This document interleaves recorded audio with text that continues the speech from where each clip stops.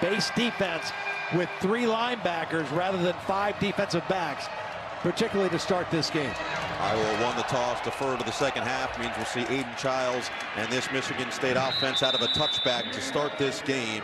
And for the transfer from Oregon State, he leads a unit that certainly has options on the outside. It's going to start up front for this too. Yeah, they've got to block better. They've got to have some success rushing. The last 2 losses to Ohio State and Oregon, under 60 yards rushing. But Nick Marsh, the freshman wide receiver, is a special talent. I mean, he basically won the Maryland game. He's a dynamic outside receiver, big and physical. I look to see them target him quite a bit tonight. Specific right side of the offensive line is where Jonathan Smith is looking. They've moved Brandon Baldwin, their normal left tackle, to right guard. Nate Carter is the running back on first down. He's got the carry, and that is a productive start. That's exactly what Michigan State wanted out of the bye week. He'll pick up 8 on first down and get them ahead of schedule. Well, Iowa, in that first play, Cohen Entringer, number 4, a safety they're very high on, started the game. Now he's coming out. Now they're into a base defense. 4 defensive linemen, 3 linebackers. But we'll see Entringer in there in place of the injured Castro when they want to have an extra DB. 2-headed monster in the backfield. Carter on first down. Now it's Kayron Lynch Adams in the backfield on 2nd and 2. And he's got the handoff up the middle, first down. And this is an ideal start for the Spartans. Yeah, this is a great start. Look, here's the deal with Aiden Childs. He just turned 19 a few weeks ago. He's a young guy. He played some real football last year. At Oregon State, they played him the 3rd series of every game. So it wasn't just mop-up time, but this is a whole new role, running the show now. He's got enormous arm talent, and he's very athletic. But again, he's got to take care of the football better. 11 turnovers in the first 6 games. His first pass of the day is a completion on the slant, wide open, and Nick Marsh, the talented freshman, brings it into Iowa territory. Gain of 19. Yeah, nice route and just a big body, right? Good separation. The problem area for Iowa's defense has been that right corner. TJ Hall, number 2, Deshaun Lee, number 8. They've kind of been back and forth with those 2 guys. They're pretty solid on the other side with Jamari Harris. But that right corner position has been a little bit of an issue. Carter back in there. Parachek, the motion man. Here is Carter finding the hole. Carter running hard. Runs over Wampa at the end to pick up 12. Well, this is exactly the start. Now just watch this action out here. The blocking, the movement. You can tell this team is fresh coming off the bye week. They're getting out in front of the ball. Nice job by the left tackle, Stanton Ramil. Nice opening drive right now, mixing run and pass for the Spartans. They played the 2 toughest teams in the Big Ten before the bye week, Ohio State and Oregon, but they moved the ball against both of them. They've talked about finishing drives. Here's a catch for Jerron Glover, and he'll run into a wall of Jay Higgins after a pickup of 2 against this Iowa defense, a defense that, while still stout, isn't quite as good as what we've seen the last 2 years. Yeah, the area where they've been a little bit under for Phil Parker is their pass defense. I mean, they're taking the ball away, but their pass defense, they've given up a lot of big plays. Jay Higgins in the middle of that defense, the leading tackler in the Big Ten, and he has led this Iowa team every single game in total tackles. 2nd down and 8. See the command from the 19-year-old, chosen as a captain, and certainly has the respect of the locker room. Handoff Lynch Adams, weaving his way through, will set up 3rd down and 5 as Wampa made first contact. Well, this is kind of Iowa's defensive style. Last week in their win over Washington, Washington took the opening possession, drove it all the way down into Iowa territory, made a couple plays, and then when they got down near the red zone, they kind of got choked out, and they had to settle for a field goal attempt, which was blocked, which was very demoralizing because they had about a 12-play drive, and it ended up at no point. Big 3rd down play right now for the young quarterback. Jonathan Smith mentioned you've got to go on 8 to 12-play drives against this defense and remain patient. Carter split out wide, empty set for Childs on 3rd down and 5. Childs through his progressions. Now he's going to have to improvise. Childs will throw it away. Smart play, keep it out of harm's way. 4th down and 5 with one of the best kickers in the conference. Well, Phil Parker wanted to play a lot of zone. All right, this is zone defense. All the eyes are on the quarterback. They wanted to make Aiden Childs stay in the pocket and try to read through progressions. They don't want to play a lot of man and give him lanes to run the football. That time, the zone defense worked, and he had to throw the ball away. See Kim's numbers, 9 for 9 this season. He had that 58-yarder against Iowa last year. That was actually a Kinnick Stadium record. This one from 42 yards out with the punter Eckley to hold. And Kim gets the scoring started. Off the bye, into the scoring column. Michigan State with a solid opening drive.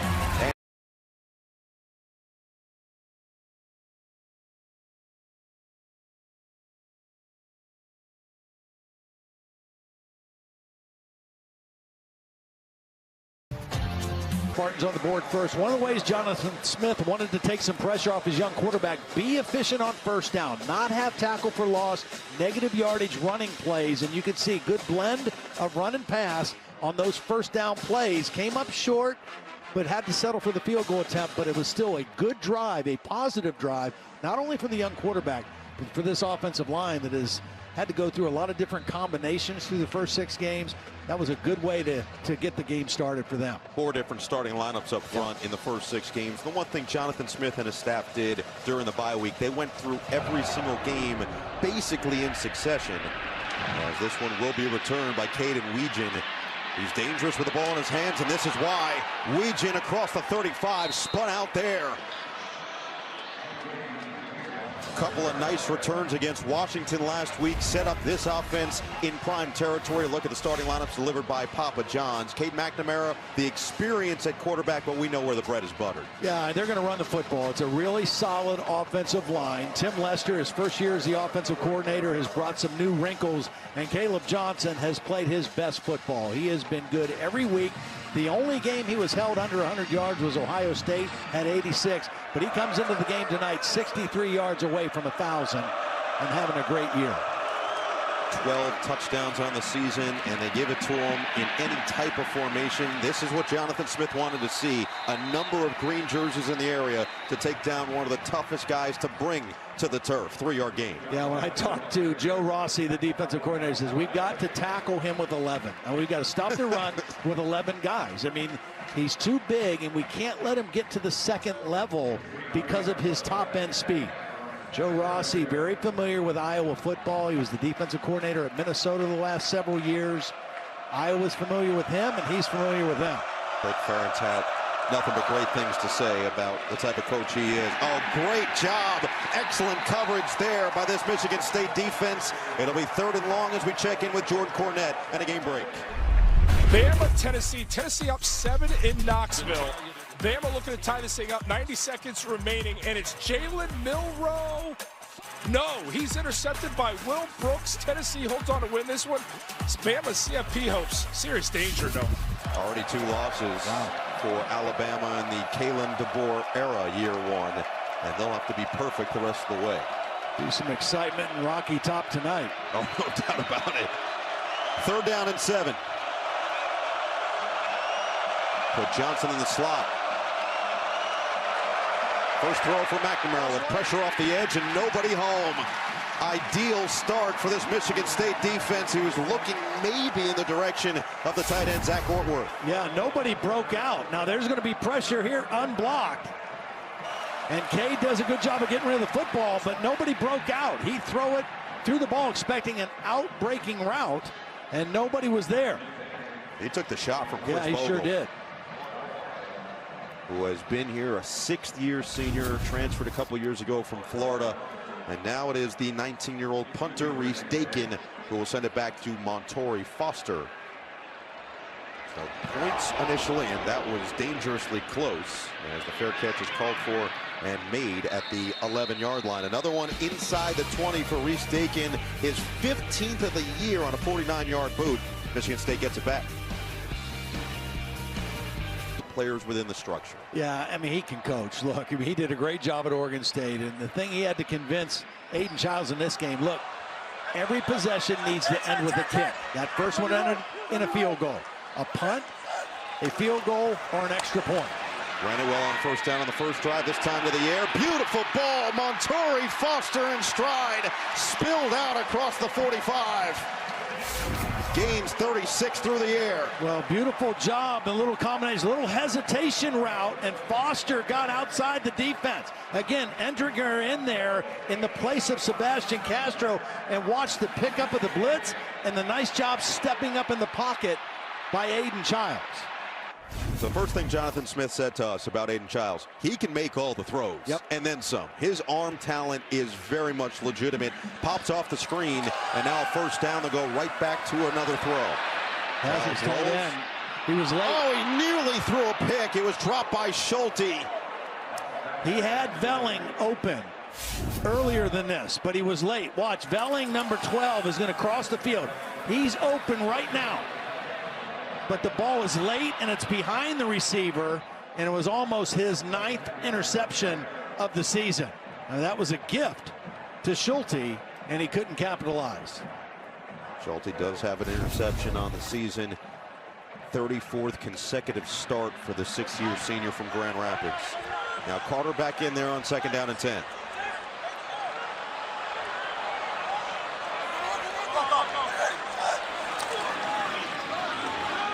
Carter, patient, was caught up initially by Graves. And does get it to about 3rd and 5. Well, Aiden Childs, we talk about the turnovers, the interceptions tied for second most, the turnover-worthy passes. Let's go ahead and make that 16. Courtesy of the PFF. one he just threw is that's what that is. Well, the completion percentage might be low, but again, it does feel like you're seeing some of those strides forward with each game. And now we'll see how he handles this 3rd down and 4.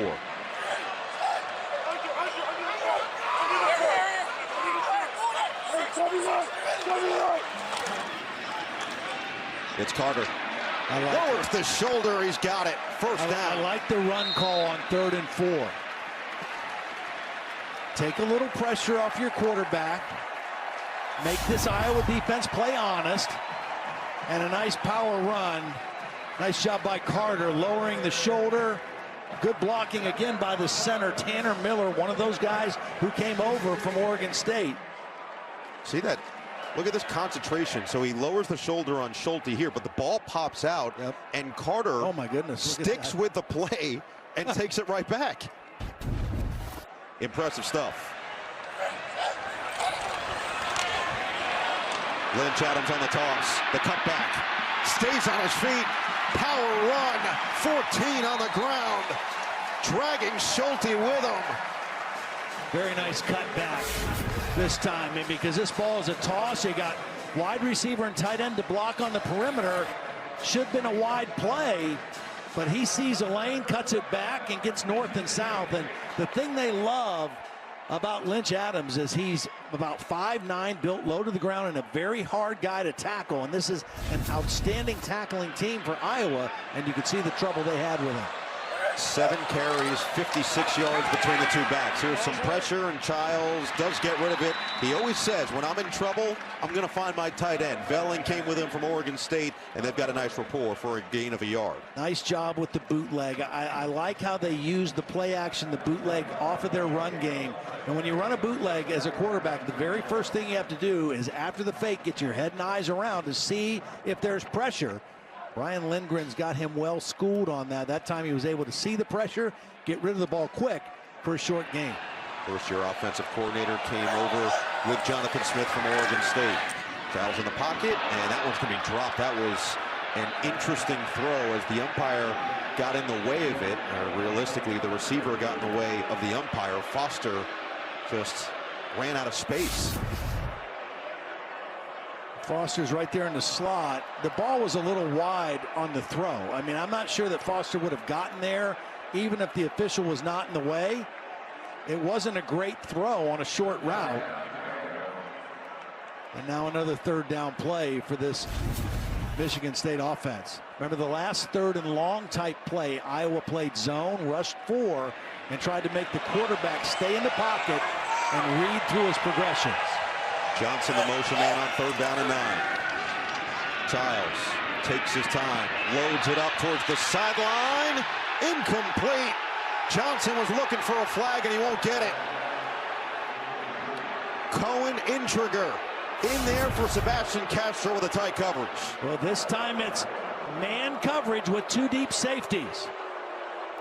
He's got a step. You could see a little bit of a grab there, and it definitely looks like it should have been defensive pass interference.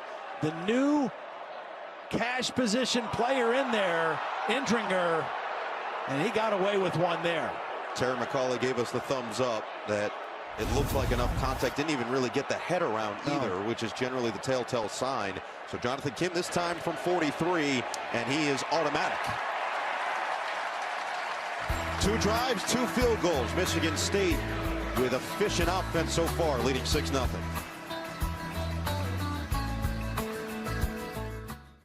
Why settle for less when you can get the new $7 Lux Cravings Box from Taco Bell? Because an indulgent, beefy 5-layer burrito is luxurious. A crunchy Doritos Locos Taco is opulent. A Chicken Chalupa Supreme piled high with deliciousness, lavish. Chips, nacho cheese sauce, a medium drink. The only thing that's not Lux about it is the price. It's Lux for less. The new $7 Lux Cravings Box, only at Taco Bell. The season finale is upon us! Huzzah! Libations? Help thyself. Thou keepest dog food in thy fridge? Oh, it's not dog food. It's fresh pet. Real meat, real veggies. For thy beast?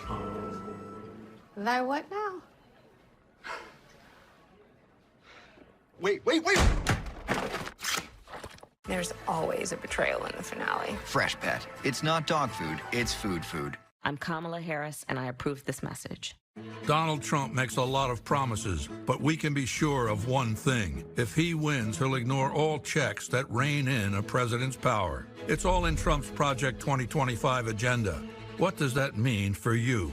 Higher cost on groceries, cuts to Social Security and Medicare, more tax breaks for billionaires, and a national abortion ban putting women's health at risk. A second Trump term, more unhinged, unstable, and unchecked. All right, let's run that again. Geico has fast fair claims 24/7 right on the Geico app. To file a claim, just tap. Just tap right here to upload pictures, customer. Try getting on a first name basis. Sure. Vicky. To track your status, just click. Super easy. They're connecting with the mannequins. You're doing great, everyone. Ooh, you're a pro. Scroll, tap, scroll. Ouch! Oh, I'm cramping. Yeah, we've all been there. For savings and service, get more with Geico. I overdid it. Like a showboat, I just overdid it.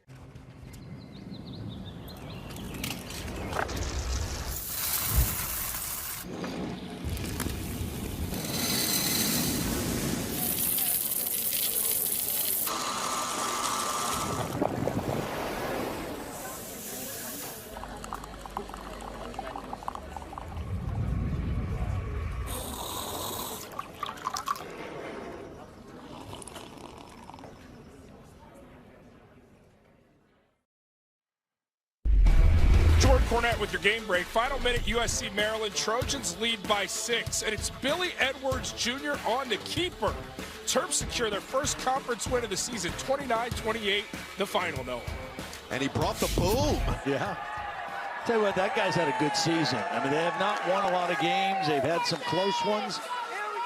But in his first year as the starting quarterback, replacing Talia Tagovailoa, he's had a really nice season. I'll tell you this too, Todd.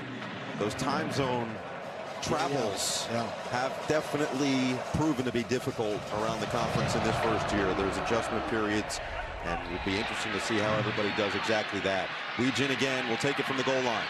Weegin tripped up, had that one last man to beat. Instead is down low. Darius Snow potentially saves a big one. Spooky season is here. Stream Peacock's terrifying new series Teacup, where neighbors confront a mysterious deadly threat.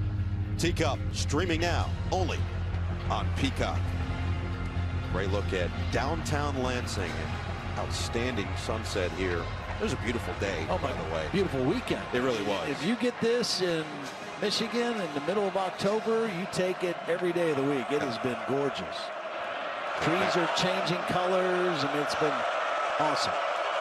Foliage is there. Now Iowa's hoping the run game is too. And chopped down again. Nakai Martinez got to Caleb Johnson before he could get past the line of scrimmage for this Michigan State defense. Yeah, they're going to dare Cade McNamara to beat him throwing the football. This Michigan State defense, Joe Rossi in his first year, and the guy who's played outstanding is the guy who transferred over from Wisconsin. Jordan Turner got voted as a captain, leading tackler. He has played extremely well, and he's off to a good start in this game as well. A couple tackles already. Local kid coming back home, Farmington Hills, Michigan. McNamara over the middle. Lachey picks up 8. Lachey is really a big target. I was down the field before the game, and when McNamara first came out to warm up, he was throwing it with Lachey, and just looking at Lachey, his dad was an offensive lineman. He's a big dude, big target right there in the middle of the field. Charles dad gym last week. Handoff.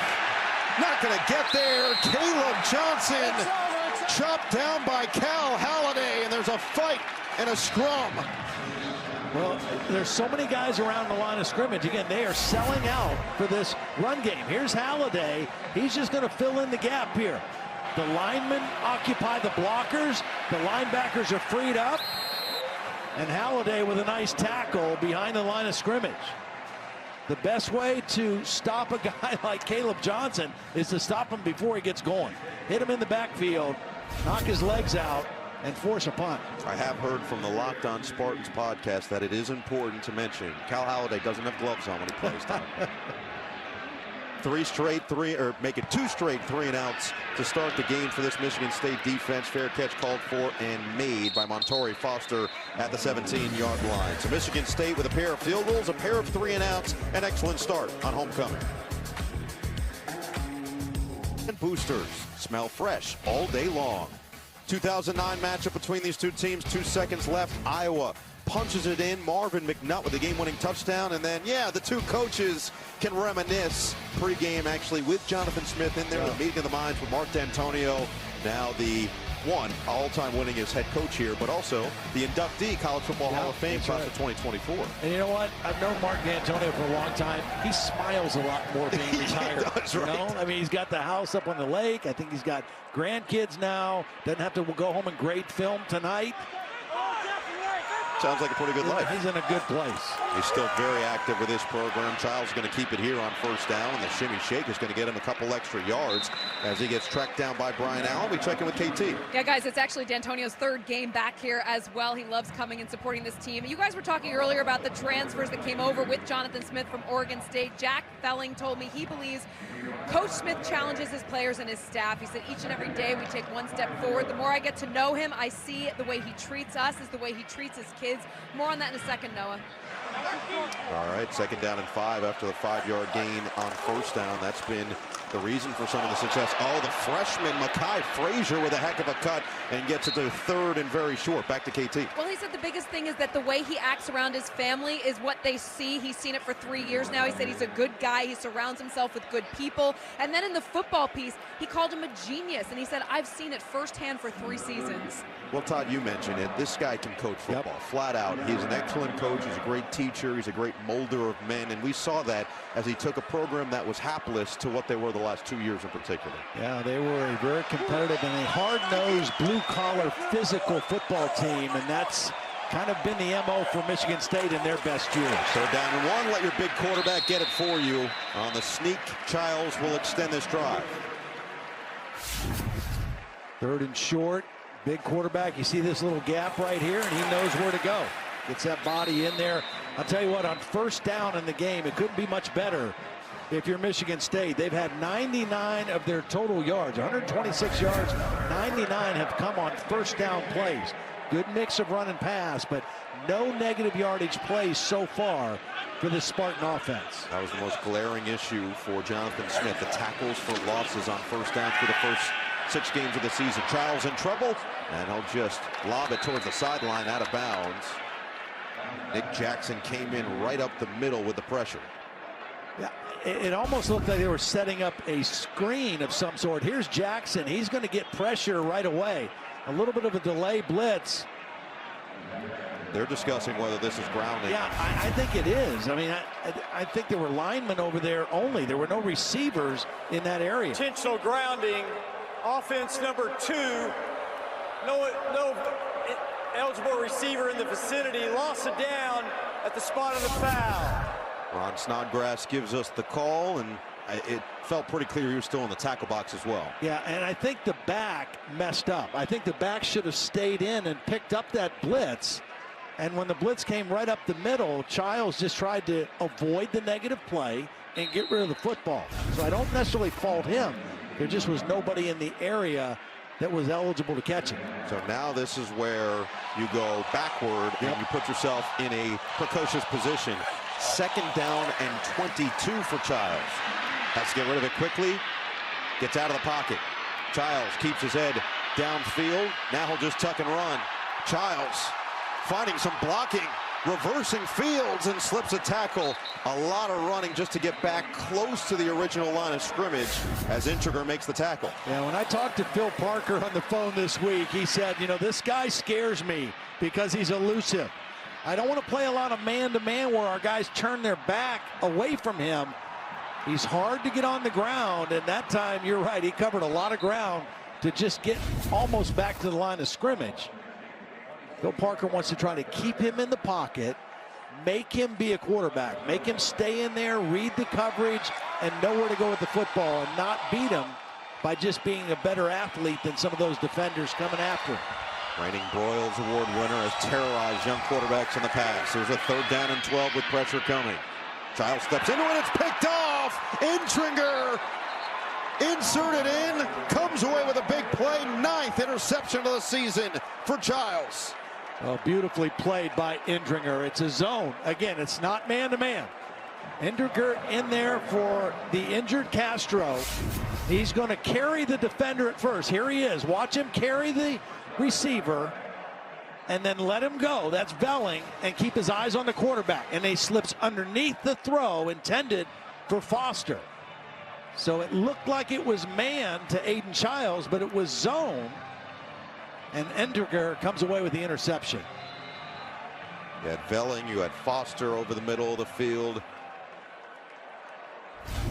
8th interception of the season for this Iowa defense. Now Caleb Johnson, can he find any running room? He hasn't found anything so far in this first quarter, but now have it in plus territory. It's McNamara on play action. Loads it up, too high. Looking for Reese Vanderzee, the freshman. I like the call because, again, Michigan State is selling out to stop the run and not let Caleb Johnson get going. So play action with max protection, 2-man route. And Vanderzee was open, just it was not an accurate throw by Cade McNamara on that 1st down play. But if Michigan State is going to play this way, they're going to have to make some plays throwing the football. Toss it. Johnson gets it close to the 40. Can you count that as a throw? It's almost a throw. Now they've got to balance out their offense a little bit. You know, coming into this game, low passing numbers.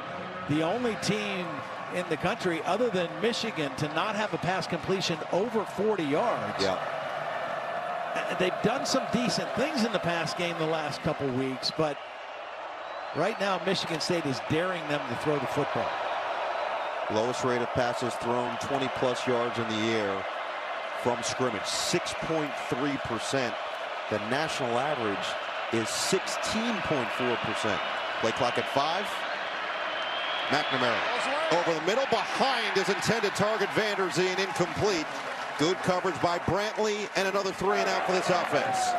Yeah, may have still come up short, but another miss by Cade McNamara. All right, he missed Vanderzee on the out route. Now he's got a little separation on the crossing route, and the ball's thrown behind him. If he catches that in stride, maybe he's able to turn up for the 1st down, but no chance on the ball thrown behind him like that. So Drew Stevens a couple years ago put on 35 pounds of muscle so he could boom the ball. This one is 58 yards. Jonathan Kim did this against Iowa for Michigan State last year. Can Stevens return the favor here? Curving out. Had the leg, not the accuracy, and he missed it. Well, he was 4 for 4 on field goals a week ago. Long being 51. This one even further at 58. And you're right, he had enough on it. Just stayed outright on it. And good field position on the miss now for Michigan State again. Not to mention the interception doesn't hurt them. Childs has the mistake. That's right. Defense holds. Steven misses. And here you are, 6-0, basically right where you were when you gave it away. Brandon Tullis, the other freshman in there, and he will pick up 5 to end this first quarter. And Michigan State, Makai Frazier is the running back on 2nd down and 4 to start this second quarter. Quick throw to the outside. It is caught by Foster, spins away from one, and he does get enough for that first down as Kyler Fisher kept his grasp there. Yeah, nice quick throw out of the hands of the quarterback, and you got to fight for every yard you get against Iowa. Play like this looks like it could be a big play. Nope, they tackle so well. I mean, they just don't give up many yards after catch, but it was enough for the first down that time on 2nd and short. Carter back in there. 4 carries, 30 yards so far. He had a solid game against Iowa last year. Kirk Ferentz was very much aware of him. On first down, Childs loads it up, wide open. It's caught out of bounds by Nick Marsh. Well, this is a perfect time to take a shot. This is max protection. Everybody's staying in. Backs, tight ends. It's 2 routes by the wide receivers. So protect your quarterback and let him go to his favorite target, Nick Marsh, who runs a beautiful route on TJ Hall. Watch this route. Sets him up, little head fake, out to the outside, ball delivered on time and on target. I know you talked about it earlier, but Jonathan Smith said he's so young but mature football-wise already at his age. Childs with a great read on the keeper. Gets it across the 20 into the red zone. Oh, he's upended. Schulte trying to get a little get back from the last couple drives. You know, that's the second time now that we've seen this out of Aiden Childs. He hasn't done it a lot, where he fakes the zone and pulls on the read. And this is something Michael Robinson talked about in the pregame show, that they were going to have to do more. I mean, you could tell Iowa not necessarily expecting the quarterback to run. Ethan Herk that time, the defensive end, closed quickly on the back. But that just keeps the defense honest. Even though it wasn't a lot of yards, it makes the defense know you got to account for it. Schuster has to come in because Childs lost his helmet. So the 6th-year senior transfer from North Dakota will run this 2nd down and 3, or will he? Now, penalty. Velling a little antsy before the snap. You know, a different voice, a different snap count, different cadence. Well, start. Offense, number 12, 5-yard penalty, 2nd down. See at the bottom of the screen, a little movement by the Iowa defensive line. They're allowed to shift like that. That's not a problem. Velling was affected by it and drew the penalty. In Childs, Jonathan Smith, the whole coaching staff has said they've got complete trust in Tommy Schuster. He's been a great addition to that quarterback room. Came in towards the end of their previous game against Oregon as well. 2nd down and 8, and they keep it on the ground. And slipping through for a solid game, K'Ron Lynch-Adams will set up 3rd and short. Again, this team ran for 59 yards in their last game against Oregon, 47 yards in the game before that against Ohio State, and already up to 95 in the first half of this one. So a much different productivity out of their offensive line and running game coming out of that bye week. Again, Iowa defense without Sebastian Castro, one of their most important pieces. Michigan State has moved the ball effectively so far. On the ground, Schulte came in, made a big stop at the line of scrimmage, maybe gains half a yard, but it's 4th down. Well, fool me once, shame on me, right? This is Schulte now, 3rd down and short. They got the run for the first down earlier in the game. This time Schulte close to the line of scrimmage, gets there before even a blocker can be there. And again, you see the sure tackling of this Iowa defense. They fooled him once with the run on 3rd and 4. That time it didn't work. So Kim already 2 for 2. This one from inside 40 will be a 36-yard attempt. And Jonathan Kim is 3 for 3. 4 drives, 3 field goals, 1 interception. Michigan State with a 9-0 advantage on Big Ten Saturday night.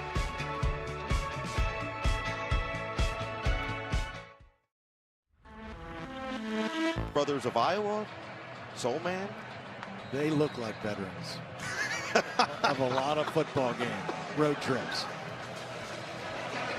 So Michigan State, after Kim kicks his 3rd field goal with the 2-possession advantage, as Kim will send it away. Weegan has returned a couple already. This time it'll sail into the end zone. So now Iowa's offense is going to trot out once again. Who will be quarterbacking them is the question. We saw Brendan Sullivan looked like he was warming up on the bench, but McNamara is out there with his group. Sullivan keeps his helmet on, and we'll see how this works through the rest of this drive. Yeah, now Sullivan is going to play regardless because they've used him a lot when they get in the red zone, and he's a dual threat guy more so than Cade McNamara. I kind of expected he was coming in there to try to give him a spark, but they're going back to Cade McNamara on this possession. And Caleb Johnson out on first down. It's going to be Kamari Moulton who will run it, and not for very much, maybe a yard. Wayne Matthews III greets him with a bear hug. Well, these linebackers are playing downhill for Michigan State. I mean, the defensive line is just holding the blocks, not allowing Iowa's offensive line that's been so good to get to the second level. They're protecting those linebackers, and these linebackers are playing downhill, and they're playing with 3 of them. Halliday 27, Turner 7, Jordan Hall 5, all in there around the football. O'Shea in motion on 2nd down and 9. McNamara, screen, Johnson turns it upfield, and the toe tap down the sideline, a little extra after the fact as he delivered the pain on Martinez, but a first down pickup and the first one of the game for this Iowa offense. Well, this is much needed, and you see the speed now of Caleb Johnson. Halliday has a pretty good angle. Not anymore. He just outruns the angle to the sideline. And for a big guy, his speed is so impressive, and it's deceiving. You don't expect a guy that big to be that fast. He showed it on that play. 17 first quarter yards, 18 on that one play to Johnson. He goes to the sideline. Moulton back in there on first down. Here he is.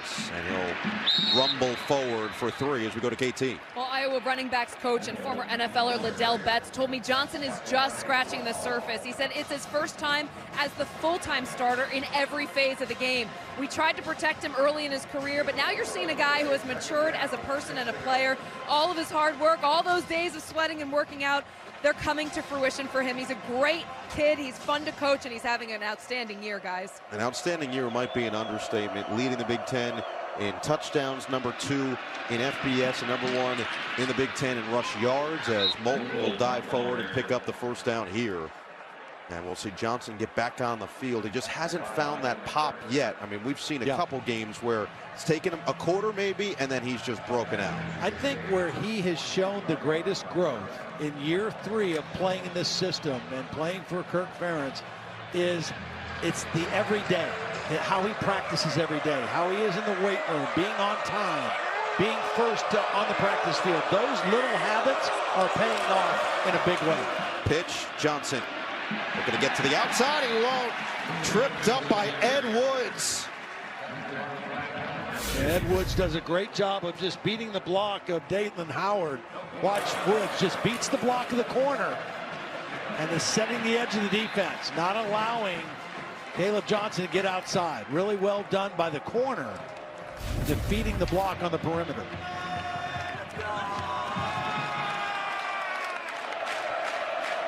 Five carries, 6 yards for Johnson.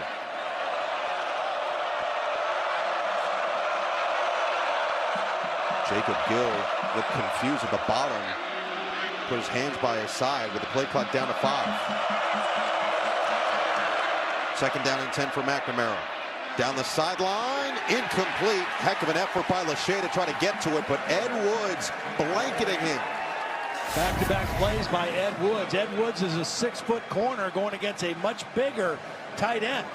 But he uses the sideline to his advantage, kind of works the receiver right to the sideline, and able to get a hand up and make a play on the football. Really well done by Ed Wood, bringing up 3rd and long. Coming over from Arizona State. Decided on Michigan State over Alabama in the transfer process. And now here they are at 3rd down and 10.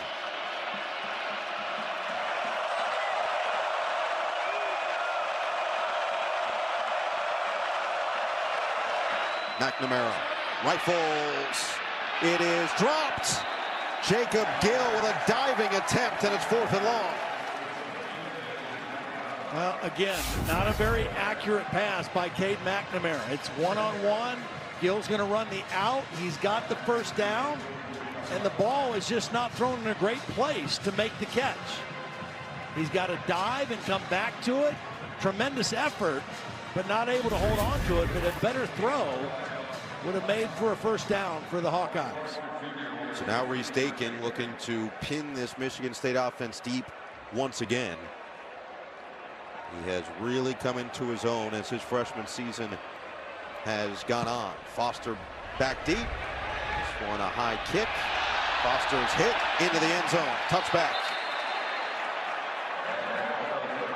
Anarchy near the goal line, but Michigan State will have to go the length of the field already with a 9-0 advantage. It was a Spartans crowd that was looking forward to what this team would look like after the bye week, and the biggest stress was up front. Yeah, had to run the football better. 96 yards rushing so far, and it's been a little bit of everything. Inside, good blocking by the center. Watch the left tackle, Stan Ramil here. Get outside on the perimeter, get a key block. Another positive run, and then that sets up play action. Belling comes over, allows the quarterback to step up in the pocket. Explosive play down the field in the pass game. The offensive line has looked like a solid group here so far in this game. 183 yards for Michigan State, only 49 for this Iowa offense. Carter's in there. It's a play action pass over the middle. It's caught in between defenders. Marsh. Sure hands from the freshman. His 3rd catch of the day goes for 17. Well, watch the play fake and watch these linebackers all get affected and get sucked up near the line of scrimmage. They expect run. Here comes the throw behind him before the safety Schulte could get there. And that big body target of Nick Marsh. The play fake set that play up by bringing in those defenders. So the 3 grabs for the 61 yards. Tullis is back in there on first down as the back. They have rotated 4 running backs in so far, and Tullis will take this one for 4. And again, their effectiveness on first down has been a consistent thing tonight.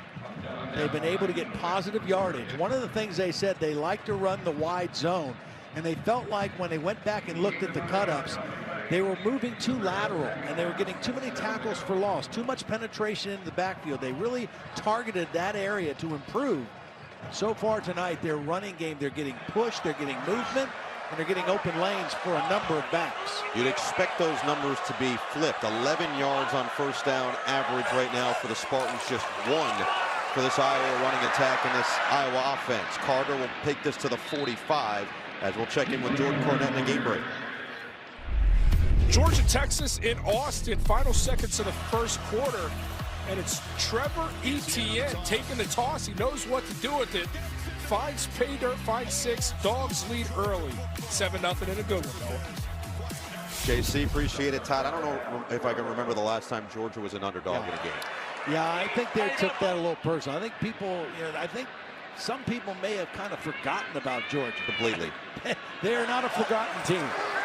3rd down and 4 now for Childs. Steps up in the pocket. Childs across his body, and a flag is down. He was looking for Marsh. Tight coverage there from TJ Hall.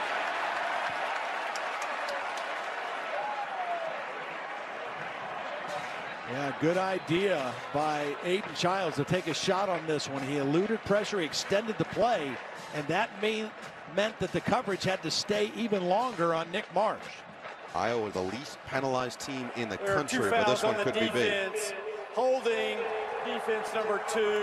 That penalty's declined. Pass interference number 2. 15-yard penalty. Automatic first down. 2.7 penalties per game, less than 26 penalty yards, but this one is a crusher. Yeah, and the holding is 5 yards in automatic first down. The pass interference, 15, and still a first down. So you take the yardage, the more egregious penalty, and Michigan State deep in Iowa territory again. For a set of downs, reverse, Johnson Childs gets out with a block. Johnson finds some space for 15 yards. Little trickeration for the Spartans. This has really been a masterful first half by Brian Lindgren, calling plays for this Michigan State offense. A little bit of everything. This is the first misdirection play we've seen. A couple quarterback runs, good blend of run and pass, and keeping this stout Iowa defense off balance and on the field for a long time. 171 yards on first down alone now for Michigan State. Meanwhile, Hall goes to the sideline. John Nestor, who is typically a gunner as a sophomore, is going to come in at the bottom of your screen, number 7 in white. He's matched up with the running back, Lynch Adams. And it goes to Lynch Adams on the pass for a first down. Yeah, go right at him, right? The new guy in the game, they go right at him.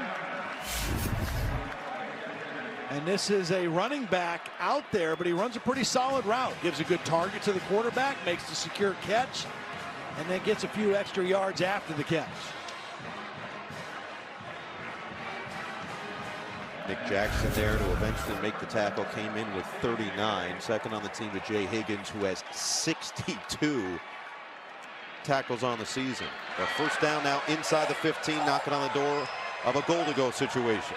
Red zone touchdowns have been a real issue for this Michigan State offense. One of the worst in college football. Mainly the turnovers. Lynch Adams on the jump cut will get it to the 10 and not much further. Coming into this game, 21 red zone opportunities, only 8 touchdowns. That's 38%. Very, very low percentage. They've had to settle for field goals tonight, only in the red zone one time, and had to settle for that field goal. The other 2 field goals outside of the red zone, but here they are again with another opportunity. Brian Lindgren trying to find the right mix. It has been easy in terms of moving the football, which is not what you typically see against an Iowa defense. And to Michigan State's credit, they've been patient so far. Well, 2 weeks ago when they played Ohio State, they moved the ball really well, but they had 3 turnovers in the red zone in the first half. That was really their undoing in that ball game. 6 rushers, 5 receivers already have touched the football. Lynch Adams trying to get away, and he won't. He gets planted in the backfield. Nick Jackson delivered the hit. Loses 3. Well, first it was Aaron Graves. Watch number 95 get penetration. He's the guy that makes the initial play. Gets in the backfield, forces the back to kind of go sideways, and then Nick Jackson there to finish him off. But Aaron Graves, who was the co-Big Ten Defensive Player of the Week, coming off the Washington game a week ago, with a big negative yardage play right there as well. So now it's 3rd down and 10, a completely different situation, and we'll see how Childs deals. Marsh is at the bottom. He's matched up with Nestor. They go to him. Marsh, the catch, and Nestor with a tackle may have saved the touchdown. Yeah, he did, because Marsh was on his way to the end zone. Big cushion in this part of the field, respecting Marsh. A missed tackle, and if he doesn't stumble, he walks into the end zone. Michigan State playing the matchup game right now. They know there's new guys out there. They're going after them, and they're putting their best in the favorable positions, and all of this is the result of the absence of Sebastian Castro on this Iowa defense. 4th down and 2. They were 2 for 2 in their last game against Oregon on 4th down, and flags are down with movement up front. Again, one of the reasons we're seeing John Nestor in the game is because Deshaun Lee and TJ Hall, the other guys who have rotated at right corner, have struggled all year. And Phil Parker said, and he coaches the DBs. Ball start. Offense number 53, 5-yard penalty, 4th down. Phil Parker says, I've never rotated as many guys at cornerback as I have this season. There you see the flinch right there. Movement again, which is allowed for this Iowa defense. Quarterback is trying to go to the line of scrimmage and change the play, and just a lack of concentration that time by Brandon Baldwin. Nestor stays in per usual on special teams. Jonathan Kim looking for his career-high 4th made field goal in the first half. This one from 29.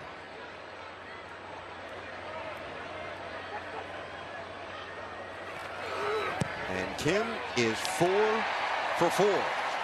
So again, Michigan State moves the ball down the field, but they stall out in the red zone, and they settle for a field goal. 12-0 Spartans on Big Ten Saturday night.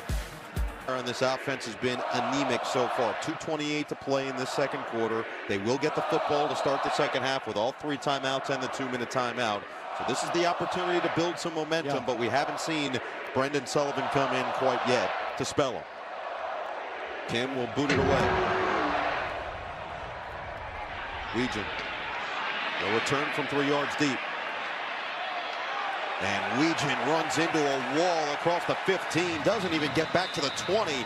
Long field to work with for Iowa with 2:21 to play. Well, time now for Big Shots, brought to you by Nissan. And as much as we talked about the offensive line of Michigan State, how about this defense, particularly the run defense? The #1 running offense in the Big Ten has gotten nothing tonight. A lot of guys around the line of scrimmage, linebackers and safeties playing downhill, only 19 yards rushing for Iowa. And when they have tried to throw, excellent coverage downfield. 49 yards of total offense, and we're almost to the break. Outstanding effort by Joe Rossi's defense here in the first half. Handoff. Johnson. It's only a matter of time before he breaks one. Had a long run at the end of the first half last week against Washington that set up a field goal opportunity before the end of the first half. See if they get one more off. And they will. McNamara guns it. Incomplete. Johnson couldn't haul it in. It'll bring us to the 2-minute timeout. 2-minute timeout. Michigan State has gotten 4 Jonathan Kim field goals, and despite the interception from Childs, a perfect defensive effort from the Spartans. They lead at 12-0 the first half. It feels like a must-get of some kind of momentum here. Yeah, even if you don't get points. I mean, it's only 12-0, but you have to get some kind of traction, some kind of movement and momentum to take into the locker room. You're going to get the ball to start the third quarter, but you have really done nothing with the football so far tonight. 0 for 4 on third down so far. It's going to be 0 for 5. Johnson's going to come up short. See, the problem for Iowa is they're used to their offensive linemen being able to get to the second level, but watch these linebackers, how quickly they come downhill. So there is no second level of the defense. Everybody is getting to the first level right at the line of scrimmage. They're selling out to stop the run with safeties and linebackers, and they're doing a tremendous job. Again, Joe Rossi for the last 8 years before this year was at Minnesota. 5 of those years he was the defensive coordinator. He knows this team. He knows how Iowa wants to run the football, what their run scheme is. And so far, the plan that he's put together, he and the defensive staff, has been beautiful. We talked to Jordan Turner, the captain linebacker. Meanwhile, by the way, Michigan State did take their first time out here, so they'll get the football back with a little under 1:45 after the punt. But the one thing Jordan Turner did say to us, he said, no, we've been pretty good against the run, even before. If you go before those Ohio State and Oregon games, those 2 teams are almost anomalies at this point. They've been pretty good against the run. They felt confident coming into this game. And now the question is Iowa willing to risk this 4th and 1 deep in their own territory? I would be a little surprised, but maybe not. I mean, and they're in the gun, so now they're coming under center. They may just go with the snap count, try to get the 5-yard penalty. You have shifts and movement, loud, hard count. They're going to punt the football. They're just doing this to try to draw the penalty.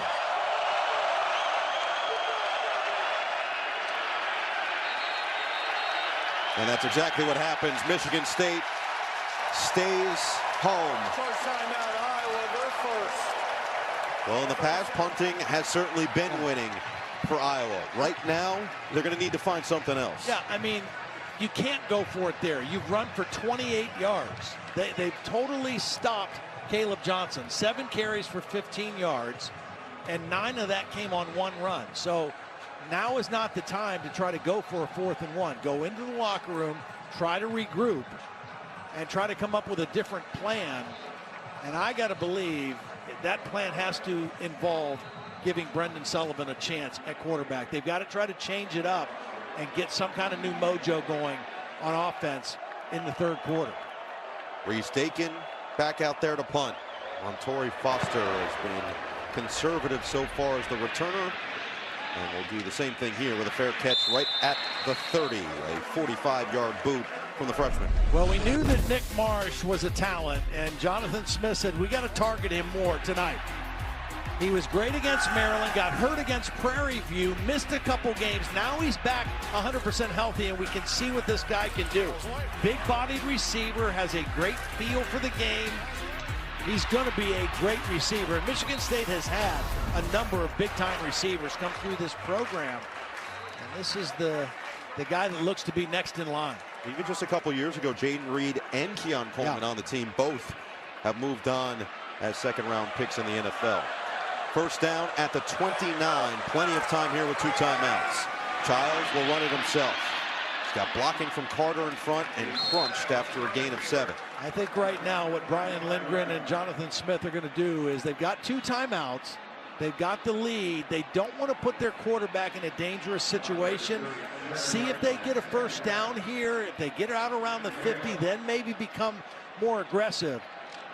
But you don't want to put him in a bad spot right now. And if he does run again, he's got to make sure he protects the football and doesn't let Iowa punch it out. He's lost 3 fumbles this year. Already has his 9th interception of the season earlier in this game. And there is that first down from Nate Carter as he'll get it to the 40. The clock will pause. They still have the 2.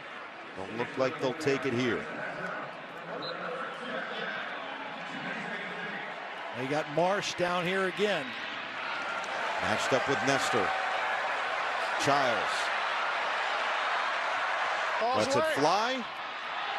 Oh, it was nearly brought in. The flag comes down. Jerron Glover matched up with the sophomore Nestor. Yeah, it wasn't Marsh. It was Jerron Glover, a more veteran receiver, matched up. Pass interference. Defense, number 7. 15-yard penalty. Automatic first down.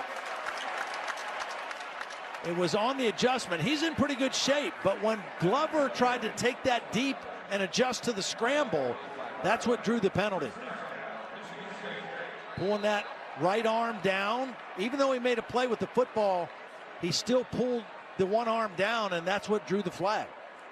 And now you can be more aggressive if you're Brian Lindgren. Already close to field goal range. Kim has hit from 58 before. Can't take the sack. Childs extending the play again. This time he'll just try to get it past the line of scrimmage, gains a yard, and exactly, Jonathan Smith does take his second. Yeah. Charge timeout, Michigan State, their second. Good discipline by Jay Higgins to stay in front of Childs there, and this has been the storyline. We talked about it right from the beginning. No Sebastian Castro for this defense. We've seen Deshaun Lee, we've seen TJ Hall, and now John Nestor has played a lot more in the last series and a half. Yeah, again, that has been the position that's been a problem all season for Phil Parker's defense. Coming into the game, they had allowed 17 pass completions of 20 yards or more. That's very high for this defense, and more added to that tonight. So it continues to be a problem area, and rightfully so. Michigan State recognizes that, and they're going after Nestor. I mean, that's smart football. That's an NFL mindset of finding matchups and playing to your strength in the matchups. Childs taking care of the football so far on this drive. 1 timeout left with 36 seconds remaining in the half. It's a 2nd down and 9. Empty set, Childs. Happy feet. Childs deals, sideline, incomplete. And no flag down as Foster got put to the deck. Well, he took his eyes off of Marsh too soon, because Marsh beat Nestor. And if he gives him a chance, he would have had a touchdown here. Watch Marsh run right by him. There's no safety coming over the top. You got to give him that chance. And for whatever reason, Aiden Childs came off of that target too soon and ended up having to throw the football away. Wonder how careful they're going to be on this 3rd down and 9. Again, Kim can hit from deep. Get it to the 40, it's a 58-yarder. This might be a run. It's a pass. Childs quick, And it is a completion of Velling. It's going to be close to the first down, but just a yard shy with the clock moving. Yeah, because he went backwards, the clock kept moving. He was trying to fight to get out of bounds. Clock is moving, so now Jonathan Smith's going to let it go down all the way and try for a 5th field goal here in the first half. So with 4 seconds left, this is going to be marked at the 37, so about a 55-yarder for Jonathan Kim. Do you think Jonathan Kim came to the stadium today knowing he was going to get this much work? I mean, a lot of times a kicker goes through a game, doesn't really even need a shower after the game because he didn't even really sweat. Well, that's why you want your kicker bullpen. But he has had a busy game already, and we've only played 30 minutes. Already has a career high 4 field goals. This one would tie a program record, 5 field goals for a game, and he would do it in the first half. I mean, this guy has been literally perfect so far this season. Iowa looking for any break they can get. Remember, they did block one from Grady Gross in the first quarter last week against Washington. But what a way this would be to finish the half with Iowa getting the football to start the 3rd quarter. Yeah, that was Y.A. Black, number 94, who got the block a week ago. Charge timeout, Iowa. Their second.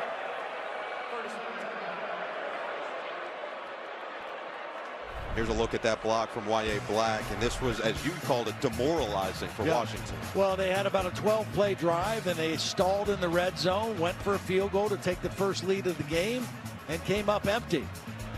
It'll be interesting to see where they line up Black on this attempt. He's a quiet monster for this team. He does so much on the interior. The stats don't necessarily show how impactful he truly is. Honorable mention all conference last year, and he's well on his way to another impressive finish. Well, the way Iowa plays defense, particularly run defense, the defensive tackles, their job is to play 2 gaps, to hold offensive linemen and allow the linebackers the freedom to run around and make tackles. Kim has made from 42, 43, 36, and 29 already. This one from 55 yards out. Jonathan Kim. No good. His first miss of the season. And Iowa finally catches a break to end the first half. Hawkeyes will get the ball to start the second half and just got the laces out. Eckley with a nice job there. And then the contact late. Kim thought it could have been a flag. Well, the kick was off. He was down. Herkett just lost his balance. No foul there, I don't think. Keeps it at a 12-0 game. We go to KT. Coach, your kicker's been exceptional in this game, but what do you need to do better to capitalize on those red zone opportunities? Well, yeah, you got to be able to capitalize because we've got some good field position. The drives have been there, and then we've stalled out. Credit to Iowa, but that's why you got to make some halftime adjustments here. What is your defense doing so well against Iowa's running game? Yeah, effort. I think they're making it physical, tackling well, not leaving it to one guy. We're gang tackling out there because that guy's a good back. This is a good run game. All right, Coach, thank you very much. Thanks. Well, KT, halftime adjustments could be 7 game. I mean, so the game is not anywhere near out of reach for the Hawkeyes. They just got to figure something out here on offense. Weegan from the 3. This is a good start. Weegan across the 40. Another solid return as we send it down to KT. Well, Noah, I just talked to Kirk Ferentz, and he said we are just going to keep doing what we've been doing. That means you're going to see Cade McNamara get the ball here in the second half. Regarding getting the running game going, and Caleb Johnson, he said, we're going to have to change up our strategy, and you're going to see that here. His overall message to his team was, listen, we've got 30 minutes more to play. We've been in this position before. Just go out there and play football and be determined to get this win tonight, guys. Well, look, KT, we asked Caleb Johnson about Cade McNamara and how he's been so far this year. He said he's been an outstanding leader. He's been a great motivator. He's been awesome in terms of his captain-type leadership in the locker room. And we'll see what he can do now, down 12-0 to start this second half. Play clock already down to 5. They hand it off. It's Weegan. Dangerous with the ball in his hands, gets it to midfield. Well, there's part of that change in strategy, right? A little misdirection. They're keyed in on Caleb Johnson. So you fake it to him, you give it to Weegan, and you get a very productive play on first down. Michigan State dominated first down in the first half. And that's a nice call by Tim Lester to start the third quarter, and are already after the return across the 50-yard line. Tim Lester, the big acquisition this offseason as that offensive coordinator. Points per game have nearly doubled so far this year, averaging 29.2. Toss it, Johnson. Nice vision to get the first down. A really nice cut. I mean, this is the mid zone. This is their base run play.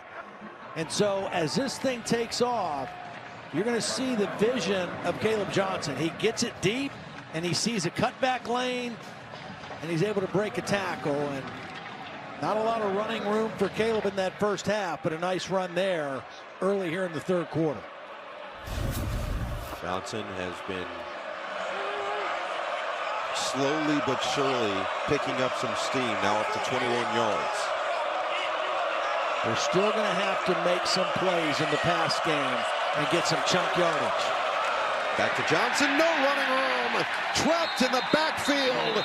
The immediate penetration from Jalen Thompson off the edge, and he loses 4. Yeah, Jalen Thompson, he's going to come right here, but then watch these linebackers again, how quickly they come downhill. There's the penetration, slows them up, and the linebacker's there to finish them off.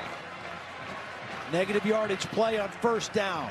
Push the line back, get behind the scrimmage line, and get the tackle for loss. Thompson has started every game so far this year after 4 games started last year. He just says he feels a lot more confident in what he's doing.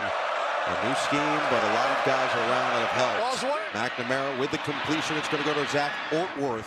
And he'll set up third and a lot more manageable with Cal Holiday making the play. And we talk about Iowa needing to get more out of their passing game. And it starts with Cade McNamara, but it also, who on this Iowa offense out on the perimeter can win, can get open, can get separation. In that first half, there was not a target to any receiver throwing the football. There was 2 targets to Caleb Johnson, or 3, and the other 4 targets to tight ends. Who else can win on the outside for Iowa? Imperative on these types of situations now. A 3rd down and 4, or 0 for 5 on 3rd down in the first half. Ortworth, the motion man. McNamara uncorks. It is caught. Vander Zee, impressive adjustment for the first down. Well, there's the answer. Vander Zee is a freshman. He was a high school quarterback. He's getting more and more comfortable with the physicality of the college game, and he did a great job that time of fighting off tough physical contact, getting separation, and making a nice catch for first down. Their first 3rd down conversion and the first catch by a wide receiver in this game. They love what the future has in store for Vander Zee. Believe he's going to be a massive weapon for them in years to come. Gill, the motion man, they hand it to him, and he loses yards right into the arms of Anthony Jones. Second consecutive first down play, a negative yardage play created by this Michigan State defense. Tried to go misdirection again, little jet sweep. Not sure why he was unblocked, but a nice open field tackle by Jones.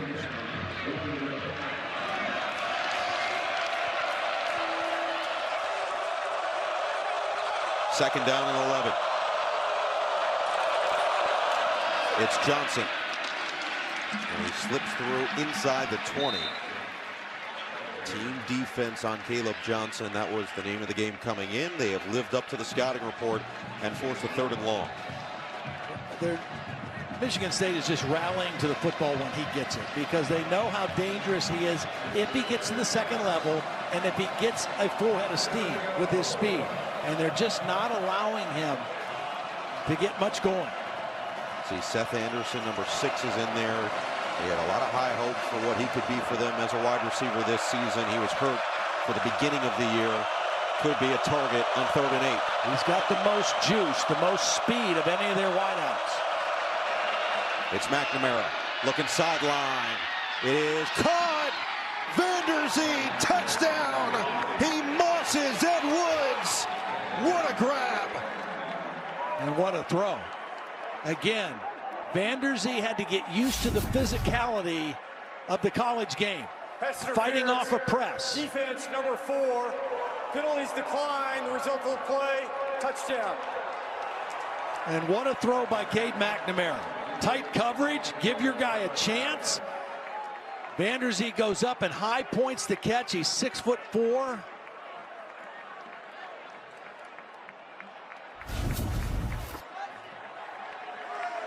Guess he got his foot down. That was a little close there, but what an effort.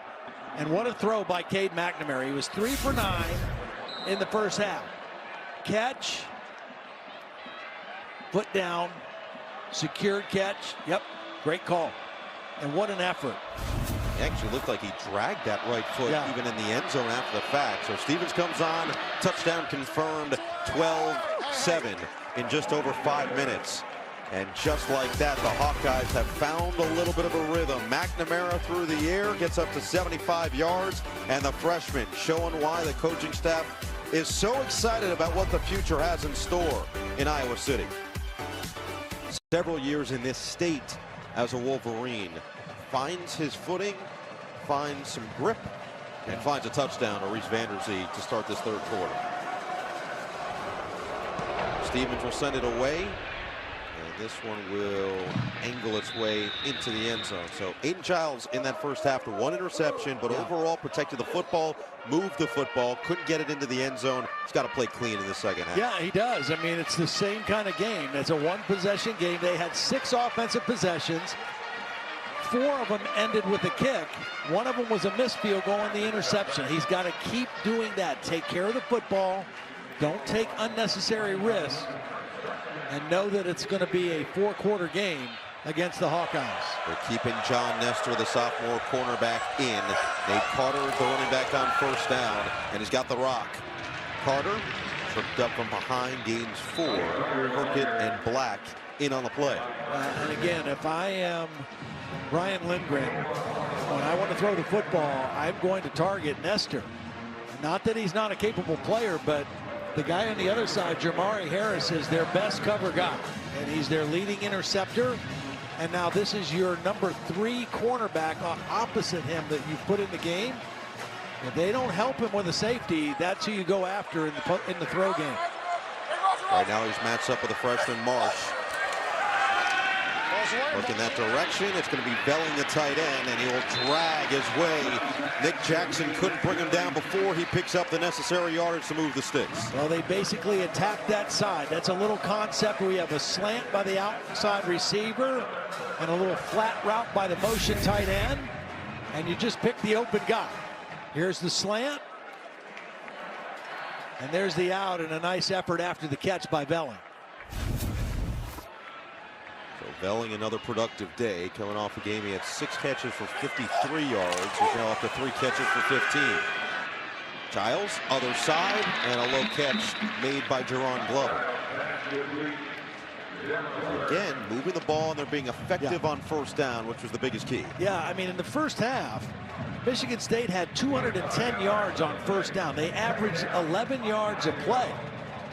And again, Iowa only had 58 yards in that whole first half. Now, a good drive to start the third quarter, but first down has been excellent for Michigan State's offense.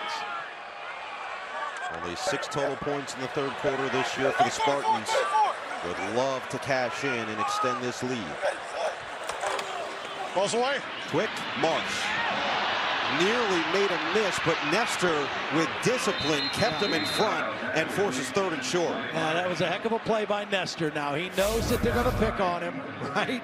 He's out here with Marsh, and we talked about this tackling ability of this team.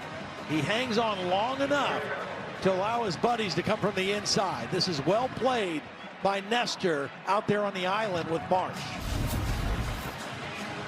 Should we say Marsh Island, maybe? Feeling that way. Sebastian Castro, all he can do is watch with the ankle injury here today. 3rd down and 2. Childs looking to follow his blocking. Childs gets away. So slippery. Aiden Childs makes another man miss inside the 30. That's Childs' play. Well, we just talked well about Nestor. Here he is again. Now watch him get juked out. He's the last guy on the end here. See you later. Aiden Childs with the shiftiness. Gets the first down, moves the sticks again. Career-long rush of 26 yards, and this is one of those, how did he do that? Yeah. How did he find a way to get away and extend it? 59 on the ground already for the QB.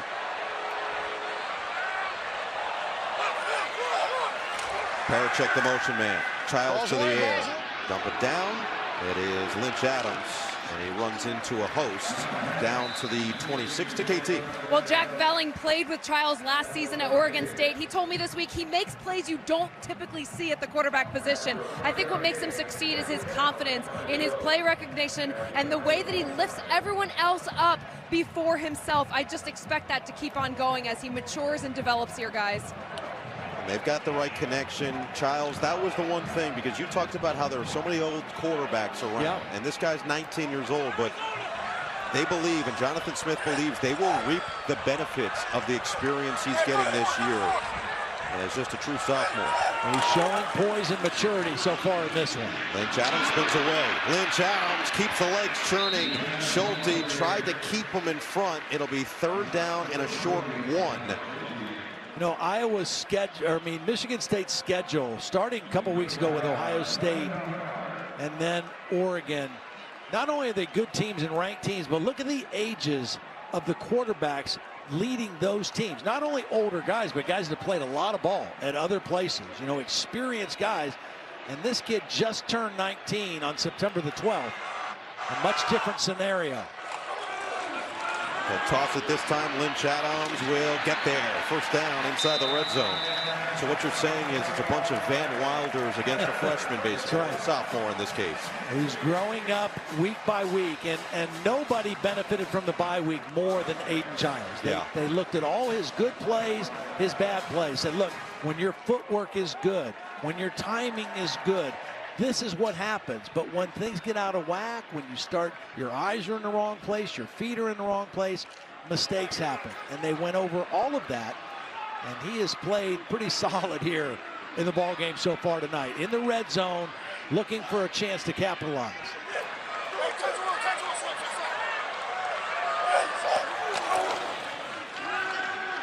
Looking towards Nestor's side. It's Foster in the end zone. Touchdown!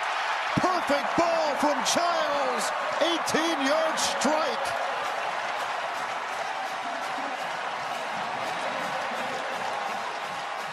And I love the call on first down, Noah. You get the hard run for the third down conversion. Now you go play action. Little corner route on the new corner, and not even close. Excellent route by Montori Foster. Perfect timing and ball placement by Childs. And another first down successful play, this time for a touchdown in the red zone. Second touchdown of the season for Foster, 7th of his career.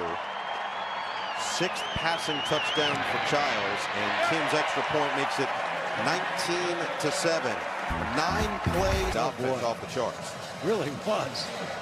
Aiden Childs showing his skill set in full display on that one. Here's Weegan.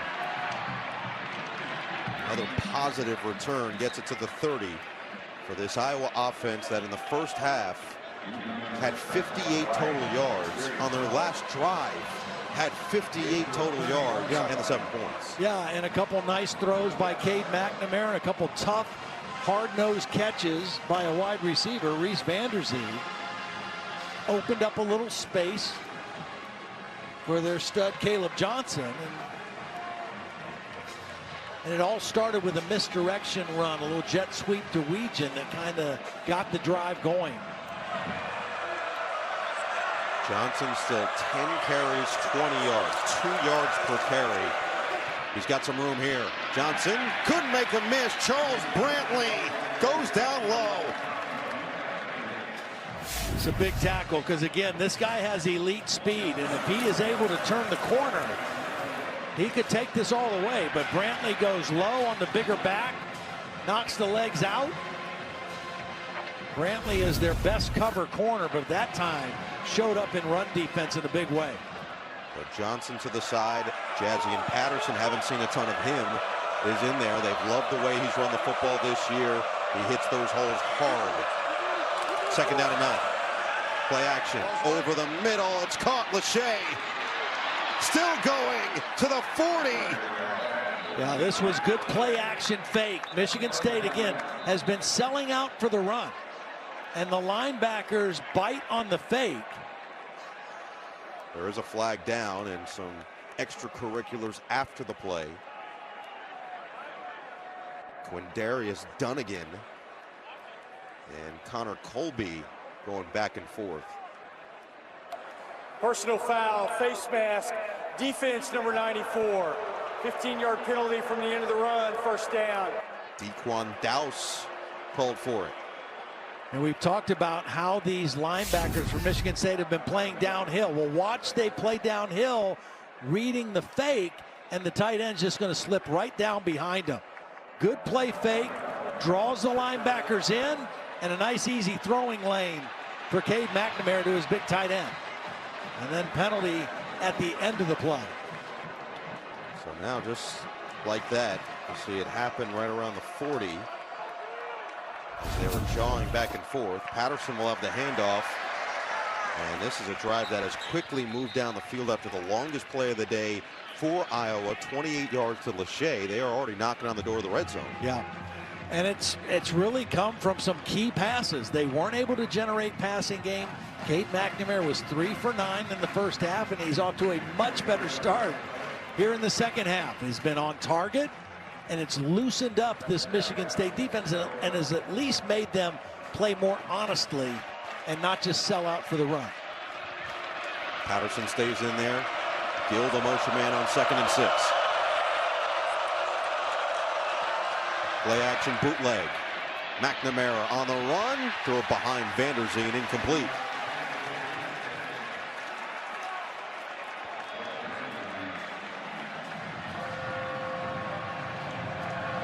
You know, Cade McNamara, I know he doesn't like to talk about his Michigan days very much, but his career best game statistically was in this stadium against Michigan State when he was the quarterback of the Wolverines. A great game. Michigan State won. Thanks to K9. I think he had 5 rushing touchdowns. Yeah, he had himself a day. But McNamara had 383 yards in that one, career high. This is a 3rd and 6. Play clock at 3. McNamara rips it. Caught. Vanderzee in stride inside the 10. It's 1st and goal. Now Vanderzee this time gets quick separation. There is no press coverage. There is no contact. And he shows you some wheels and speed to get separation right away on Jeremiah Hughes, number 3. And McNamara on target with the football. And all of a sudden now he and Vanderzee have created a little chemistry here after no receiver targets in the first half. Johnson looking for his 13th touchdown of the season. We'll get it inside the 5. And see just a little bit of passing success, how it opens up now some stuff for Caleb Johnson. Still not big numbers, but he's starting to get going a little bit. Now, Brendan Sullivan is in at quarterback. This has been their MO through the season. When they get in the red zone, they like to bring him in because he's a better runner than Cade McNamara. Gives him another threat in the red zone. They are 6 for 6 in the red zone with Sullivan in, getting it to Pater. Patterson just wiggles his way to the 3. They actually started this. Tim Lester decided to do this after the Iowa State game, their first loss of the season to their bitter in-state rival. They had 3 red zone opportunities, had to settle for 2 field goals, and it really cost them because they had the lead that entire game. I mean, a field goal here only does you so much good. Yeah. You're all the way down towards the goal line. We'll see if they go 4-down territory or if Sullivan can help punch it in here on 3rd and goal.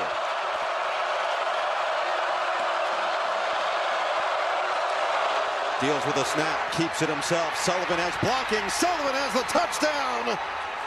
Brendan Sullivan stays perfect, and Iowa's back within a score. Now, I think this was by design that he runs it this way, but the snap was so bad that he didn't get to make a fake to the back. But watch this tight end lead the play. That's why I think it was by design. But he doesn't even get to make a fake to Caleb Johnson because he has to secure the snap first. But once he did that, he was able to follow the block and get into the end zone. 2 drives in this third quarter, 2 touchdowns for Iowa. And the extra point from Drew Stevens makes it 19-14. They had 58 total yards of offense in the first half. But Brendan Sullivan doing what he's done, the Northwestern transfer, finding pay dirt, and it is a 5-point ball game late in the third. White helmet with a blue stripe. Do you have pride about that, or are you saying that they're taking some of the swag away? It's okay. I like it. Either way, speaking of swag, this is a dude that plays with a lot of it. Well, and Aiden Childs, when we talked to the coach, he said when his footwork gets sloppy, that's when he gets into problems. So far, his footwork has been tight. Stepping up in the pocket, under balance, stepping into throws, and then you can see his arm talent. But it all starts with your feet. As a quarterback, accuracy in throwing the football always starts with your feet. And Aiden Childs tonight, his footwork has been consistently good. They've been attacking John Nestor. He stays in there, matched up with the freshman Marsh. Fake the pitch to Carter on first down. Childs on target. Foster makes a man miss. Cuts it back just shy of midfield. Well, there's another in some trouble. Meanwhile, 15 minutes to play here in a 5-point ball game as Foster goes in motion. Childs will keep. We've already seen him use the legs a bunch. He is not really slick. He's been willing to take some of those hits, but does get this one into Iowa territory. And again, just enough of these where he reads and pulls the football. If Iowa wants to close hard on the running back, you've got to do that. It's not for big yardage, but it definitely is effective. 8 yards, second and short. As far as throwing the football, Aiden Childs has hit his last 7 straight.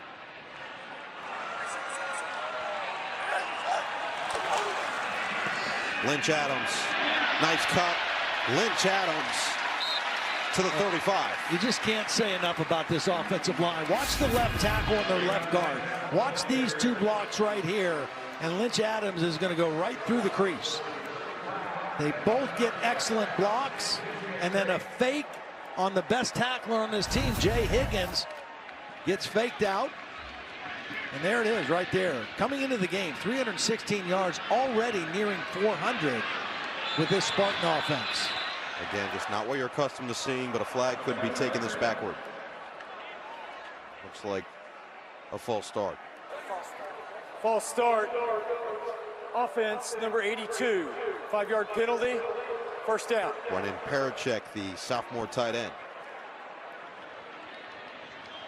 Michigan State, 6 runs over 10 yards in the ball game. Again, this is a team that struggled to run the football their last 2 games, albeit against Ohio State and Oregon. But this is a very good run defense in Iowa, and they have just kind of had their way. Iowa does not have a rush of 10+ yards. Childs looking to get away from Craig. He does get rid of it. Did they call him down? They did. It's going to be a sack for Deontay Craig. Rolling on the field, quarterback was down. Second down. And that is the first sack allowed since week 4 at BC for this offensive line. They've gotten a lot of good plays out of the deep play action pass, and this time, ball still in his hands, knee down, good call, sack. Despite giving up the sack there, we talked a lot about the rushing success they have had so far. Maybe they found the right combination up front. They've been tinkering with this lineup on the offensive line, and they made some pieces move ahead of this game. Second down and 22. Childs. Rifles, no, batted down. Jay Higgins. Right place, right time. Yeah, this is the Iowa defense rising up. First they get the false start penalty, then they get the sack, and now they get the pass batted down by Higgins, and a little juice shown by this Iowa defense. Third and very long, facing Aiden Childs now. Now, the good news for Michigan State is Kim does have the big leg. He missed from 55, but you're not that far away from his field goal range if you can keep this positive. And you can also punt and hope you punt Iowa deep also. 3rd down and 22. Lynch Adams, can he get enough? And he's going to be close to that field goal range. He is tracked down by Llewellyn. 4th down, and now we'll see what Jonathan Smith elects to do. Yeah, they're bringing Kim out. They've got complete trust in this guy, already with 4 made field goals. He missed from 55 at the end of the first half. This one would also be a 55-yard attempt. The wind is blowing at him a little bit going in this direction. Can make it an 8-point game with under 12 to play. Kim's kick is up. Kim's kick is good. Ties a program record with his 5th made field goal and extends it back to an 8-point game. Operation Perfect. Kim nearly that. And he just sneaks it over the top to extend it back to 8. Yeah. He's good, including the other guys. Maybe his most underrated role. Bed Bath & Beyond and police captain. All right, under 12 to play. Iowa's going to get the football back. Kim is going to send it deep to Weegan, who has had a couple of impressive returns. This time they will not. It's going to be the fair catch called for and made inside the 30 by Hayden Large. 11:52 to play. We'll see if Cade McNamara and company can keep it rolling. You know, Steve Sarkisian knows quarterbacks, knows how to coach him, teach him. Sometimes you take a guy out and let him watch. You know, he maybe not playing as well as he's capable of. Let him watch from a different perspective, and then you go back to him. Cade McNamara sure looks like a different quarterback in the second half than he did in the first. But Caleb Johnson looks like the same running back. The ball comes out, and the whistle blows. They called this down. It was picked up by Wayne Matthews III, poked out by Jordan Turner, but it'll be down by contact for Caleb Johnson right there. Yeah, and Jordan Turner continues to press the line of scrimmage and attack. And he has been such a good leader for this defense. He's the first guy in here. Watch number 7 get through the line, get him around the ankle, trip him up, slow him up, and just not allowing the big back to get going. Now behind the schedule, 2nd down and 13. McNamara unloads, picked off. Nakai Martinez still on his feet. Martinez finally caught up at the 30. It's a mistake from McNamara, and Michigan State in position. I don't know who Cade was looking for. He had seam routes by the tight end and by the slot receiver. But the safety is in between the 2 receivers. And he throws the ball to the safety instead of either one of his guys. I don't know if he was expecting something different from Seth Anderson. But he floats it over the middle, and the only guy able to make a play on the ball is Martinez.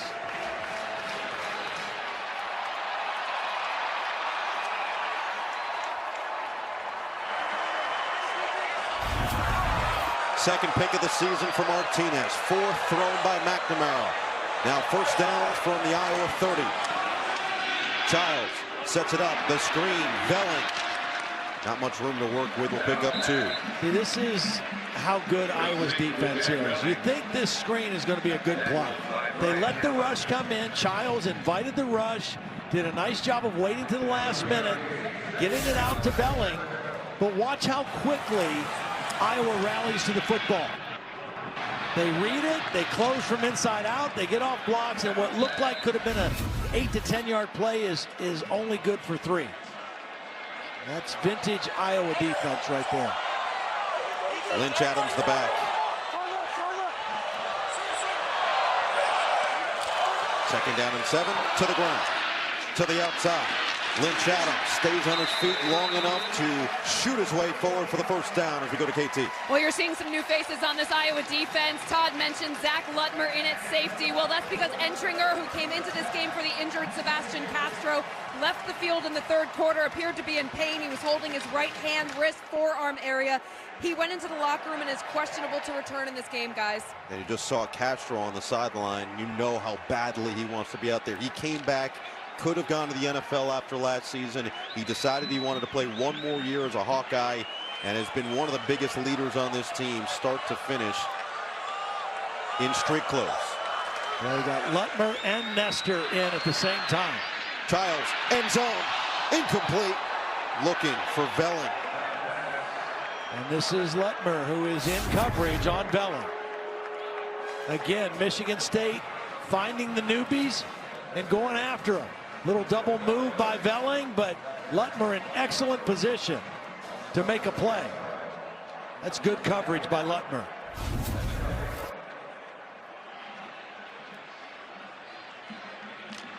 The freshman who they love on special teams. Redshirt freshman did play in one game last year.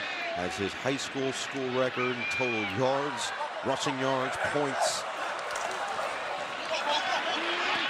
Childs, stop and go. He just lost Schulte and picks up 3.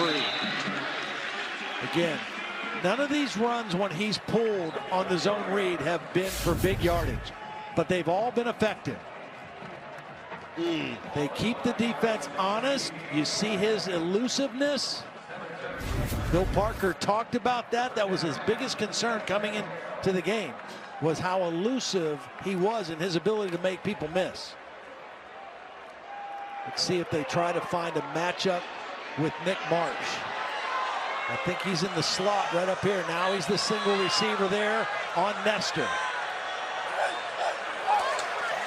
Childs looking the other way, throwing the other way. It's caught. It's Johnson with a flag down, makes a man miss to the end zone, and he's down at the 1. I think this might be offensive pass interference, though.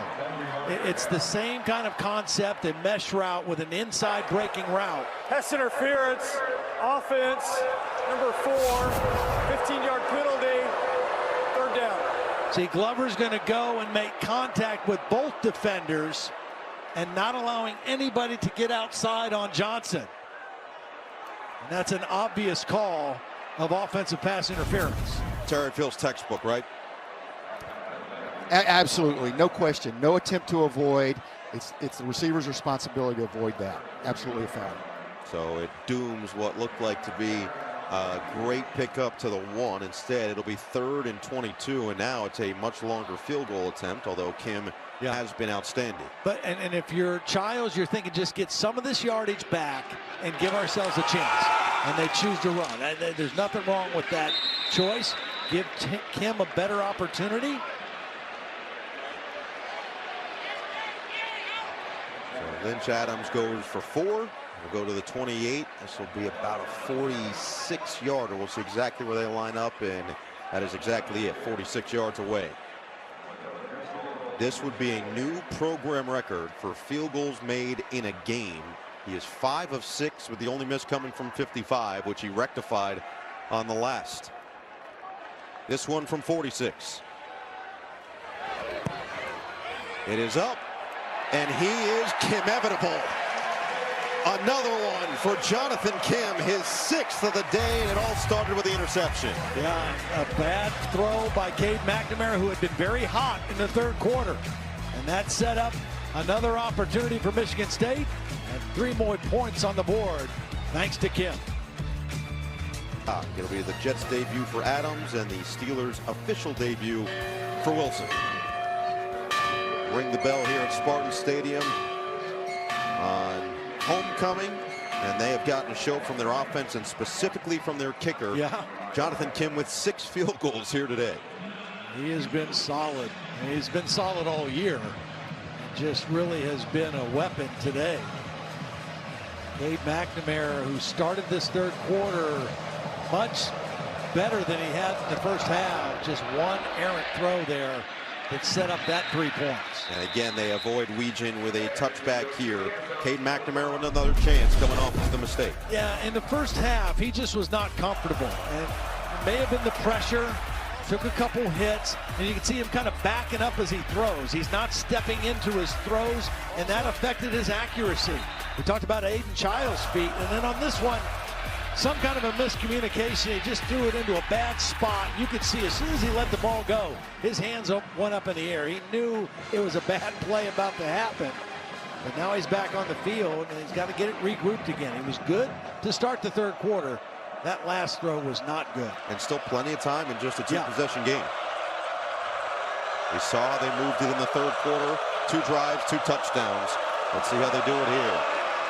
Johnson. Look out. Looking to break it. Caleb Johnson turning on the speed. 1 man to beat. Johnson is gone. Touchdown. 75 yards. And it was only a matter of time.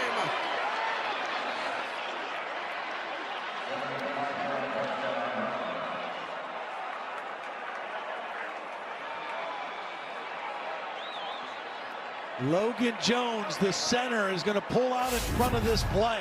Again, these linebackers have been coming downhill. Watch these guys get so close to line of scrimmage that once he gets clear to the second level, there's nobody there. And there's nobody that's going to catch him when he gets to that spot. It's the first play that he's seen that kind of green grass with his shoulders facing north. And he takes it all the way to the house. Go for 2 with Johnson on the side. It'll be Moulton in there back. Gill and Vanderzee stacked up at the bottom. McNamara dancing, firing, incomplete in the direction of Lachey. It'll stay at a 5-point game. Yeah, he's looking for Lachey. I think he could have gotten Gill in the back of the end zone right here, but he's going to look for his main target, Lachey, in the front of the end zone. A lot of bodies in there.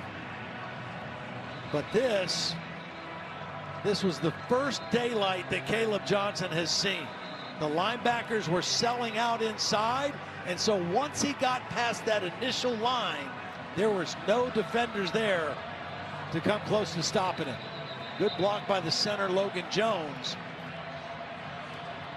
It's a 1-possession game again. Yeah, he's rub your hands through your hair level good. He is. And that run actually put him over 1,000 for the season now. 98 yards on 14 carries. That one 75 to the house. You know, and that play is just indicative of Kirk Ferentz and Iowa football and how they don't panic. They just keep doing what they do, right? And Caleb Johnson has had nowhere to run tonight. And he finally gets a breakaway, and he capitalizes, and it's a 5-point football game. It's what Jonathan Smith is trying to mirror his program with, that mental toughness, that not rattled type of mentality. You know, Caleb Johnson has been taking care of business as a one-man band, coming in second in the country in rushing yards, responsible for 44% of the team's offense against an 8+ man box, a courtesy of PFF. 8.3 yards per carry and 308 total yards. And then this is really where he's taken that step. After contact, he's been more physical. He's been trying to run through tackles as opposed to outrunning the defenses that he's seen. And that one was just an example of both. He can be physical, but he still has that breakaway speed. Yeah, he has been outstanding this season. And there's a big smile on his face because it has been tough sledding for him tonight. So now again, time for the response for Aiden Childs with plenty of time in the pocket. Now collapses. On the run, complete. Foster, slippery, down the sideline, out of bounds, picks up 17.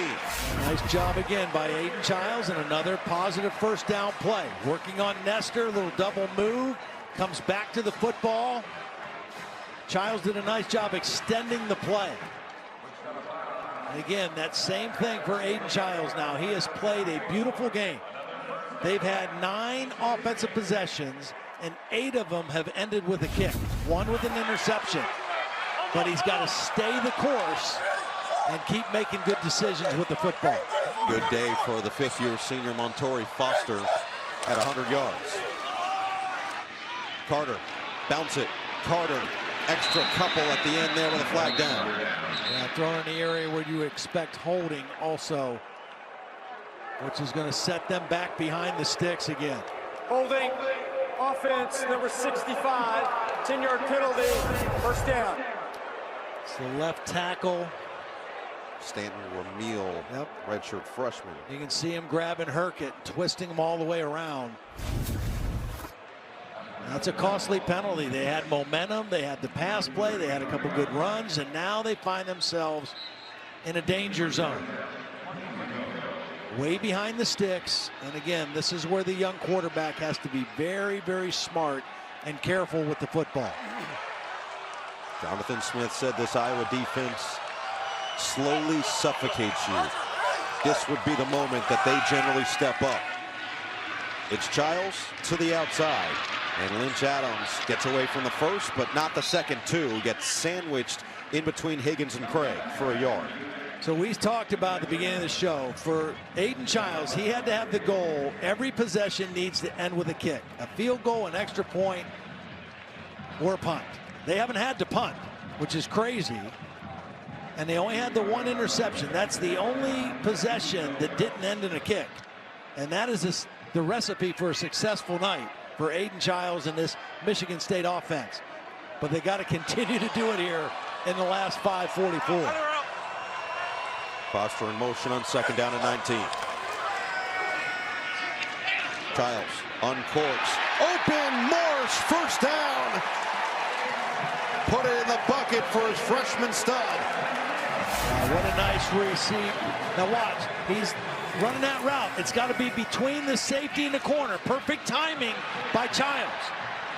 Soon as Marsh comes out of the break, the ball's on its way. There's a little void between the corner and the safety, and Childs hits him in there with the football. Good eyes by Aiden Childs, good footwork, and an accurate throw for the first down. Marsh and Foster combine 11 catches for 195 yards on the touchdown for Foster. 439 yards of total offense now for the Spartans. And they go to the ground. Lynch Adams sheds the first, sheds the second, keeps it rolling. Lynch Adams with a little mini beachquake here at Spartan Stadium. Well, they have done a nice job of mixing Nate Carter and K'Ron Lynch Adams and keeping them fresh here with under 5 minutes to play. And you see how tough he is to tackle, and this is an excellent tackling team. At the end of that, Jamari Harris is trying to rip the football out instead of making a tackle. That's some tough running. 85 yards for Lynch Adams. Now, right back to him, and he gets half a yard as Herkett comes in there along with Y.A. Black. Right now, if you're Jonathan Smith, if you're Aiden Childs, the clock is your friend, right? You've got the 5-point lead. Use the clock. You don't want to lose your momentum on offense. You don't want to lose your sense of timing, but you want to work the clock the best you can. Stay in the huddle a little bit longer. Be methodical at the line of scrimmage, but still execute at a high level.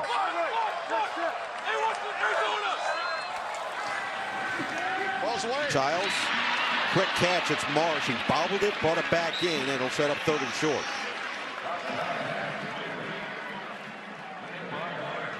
Get this under 3 minutes into this 3rd down. Nice hands catch by Marsh. Had to reach back inside for it. He's been targeted 7 times. He has 7 catches, 102 yards. Well, this was close to being an incompletion. It kind of hits the ground, but it does look like he kept it, and now they will take the time to go back and look at it. The ruling on the field was a completed pass. Plays under further review. Timeout on the field.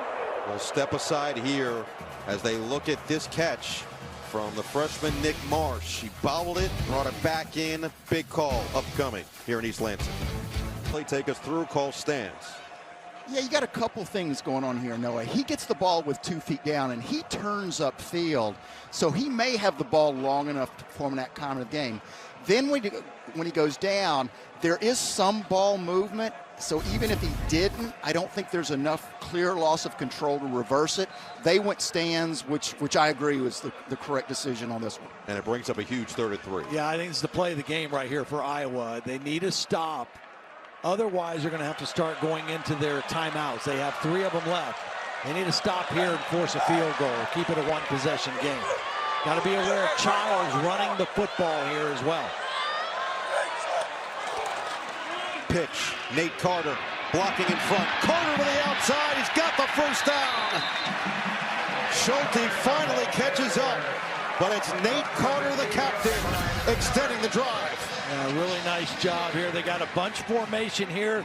3 blockers, 2 tight ends and a wide receiver. They pull the tackle out, and they get the edge secure. And 1 broken tackle. Nate Carter breaks the tackle of Jamari Harris, number 27. And that's all he needed to get the first down.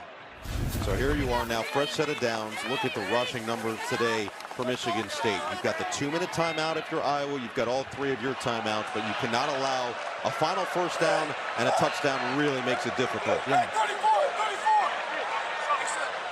Take this down all the way to the end of the play clock and throw it to the outside. It's caught. It's Marsh. Oh, what a move! Touchdown! The fantastic freshman delivers.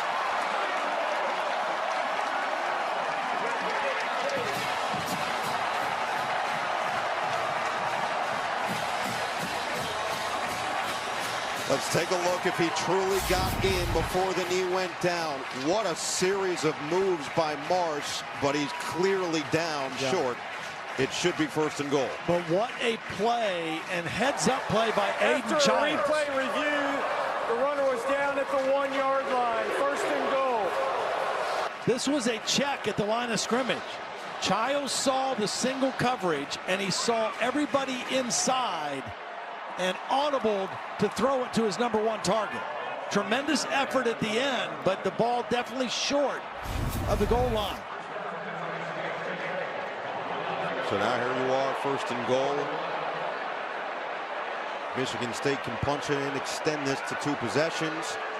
Iowa, at minimum, is going to have to start using some timeouts, and Kirk Ferentz looks like he's going to elect to use his first to... Before the 2-minute timeout. Exactly. Watch Aiden Childs at the line of scrimmage. Now he sees everybody inside and one-on-one out here with his main guy. Checks at the line of scrimmage, throw it out there, and he's just got to make 1 guy miss, and that's Nestor. Actually makes 2 guys miss. He loses the tackle of Wampa as well. But great awareness by the quarterback, the young quarterback. He's seeing the field, he's feeling the game. He makes a check at the line of scrimmage, and they get the ball around the 1-yard line. You know, Todd, it was interesting when we asked Kirk Ferentz about the focus this week after their most complete game last week. He said, trying to assess the maturity of this football team, trying to see where we can still keep getting better, because he felt there was still a lot of room for continued improvement. And these are the types of situations here. You need the stop. This defense just quite hasn't lived up to what the standard they set for themselves has been. And without Sebastian Castro today, they've had to play a number of defensive backs, and Michigan State has taken advantage now with a 1st and goal with 2:09 to play. Carter the back, Coyne the fullback. Carter bulldozes. Touchdown. The Spartans cash in and extend the lead.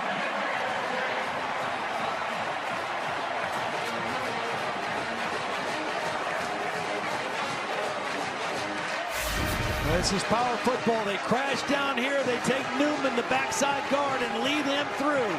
Plus, you've got the fullback. Power, blue-collar football, and Nate Carter gets it in the end zone. And the running game and the offensive line play by the Michigan State Spartans tonight has been stellar. A total reversal of what it was the last few games that they played. Adjustments at the bye week, fresh bodies, and a much different result. Flag down on the extra point. Carter gets into the end zone for just the second time this season, 9th of his career. And one thing Jonathan Smith said, we have to be comfortable, as there was no flag now picked up, we have to be comfortable between 8 to 12 play drives, and that one goes 9 plays, 75 yards for the score. As we check in with Jordan Cornette. No, it's getting good in Austin. Dogs lead 23-8 late third. Here comes Hookem. Quinn Ewers to Jaden Blue for the 17-yard touchdown. Horns trail 23-15 at this point.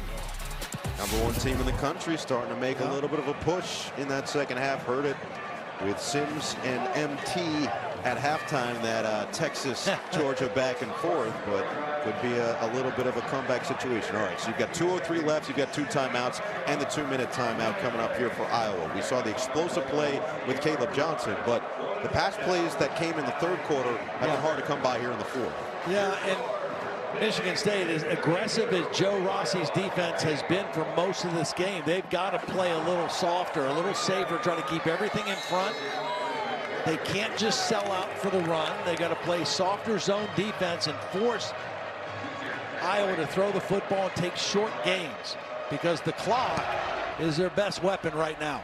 And they are trying to avoid Legion any way they possibly can. Max White's going to take this one and get leveled right at the 2-minute timeout. White gets chopped by Coyne. 2 minutes to play. The Spartans coming off their bye, looking to put an end to a 3-game losing streak. Their offense has come alive. Their defense has been outstanding. And the Spartans in position for the victory here on Homecoming. State goes to Madison, battles with Wisconsin. Coverage begins 7 p.m. Eastern on NBC and Peacock. 2 minutes to play for this Iowa offense, and they get it to the underpass Johnson for 15 yards. Yeah, good first play on this drive. I mean, they've got to move quick. They've got to score twice. Good guy to get the ball to in space. Hasn't had a lot of space to run all night. McNamara right back to Johnson. Sandwiched in between 2 and another first down. Will pause the clock. Gains 11. Got to be strategic with the 2 timeouts here. You need the 2 scores. Johnson kind of grabbing his leg going off the field at the end of that play. He's been effective in the passing game. In fact, their leading receiver, 4 catches, 49 yards. Got to allow for the substitution on the opposite side. So the time ticks off now, under 90 seconds to play. McNamara, deep drop. McNamara steps up. McNamara's going to run it himself, and he will get out of bounds. That sequence took a lot of time, though. You know, they had to wait for the subs because Caleb Johnson took himself out of the game. So as soon as that happened, and Iowa sub, the officials had to allow Michigan State to sub, and they took their time doing that. And then McNamara ends up holding and finally scrambling. And now there's 1:18 left in the ball game. But Johnson is back on the field. McNamara at 142 yards, the touchdown and the pick. Back to the air. McNamara rifles middle, incomplete. Looking for Seth Anderson. Yeah, he had him too. Work in the middle of the field, kind of a 2-deep shell by Michigan State. Seth Anderson gets by his guy and just not able to come up with the throw. Throw a little bit wide of Anderson, but that would have been a big chunk play down the middle of the defense. Cade knew it. 3rd and 4.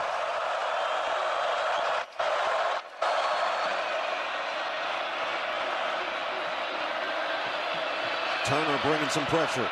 McNamara, first down. Dayton Howard, who caught his first pass and touchdown simultaneous last week. Clock will start at the snap here when they get up to the line before the snap. And now here we go. Ticking towards a minute to play.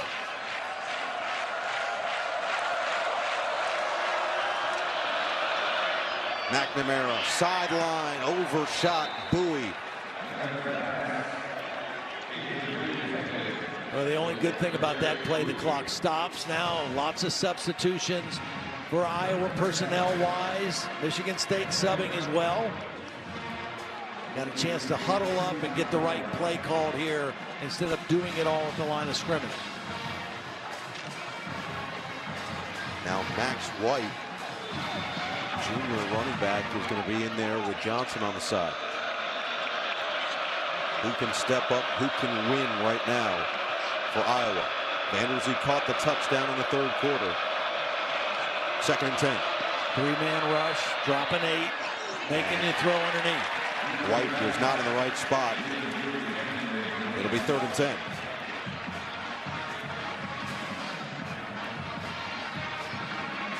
Iowa sitting at 283 total yards of offense.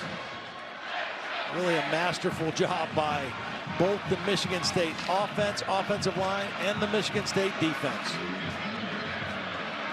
Iowa was 0 for 5 on 3rd down in the first half. They're 5 for 5 here in the second half. This one 3rd and 10.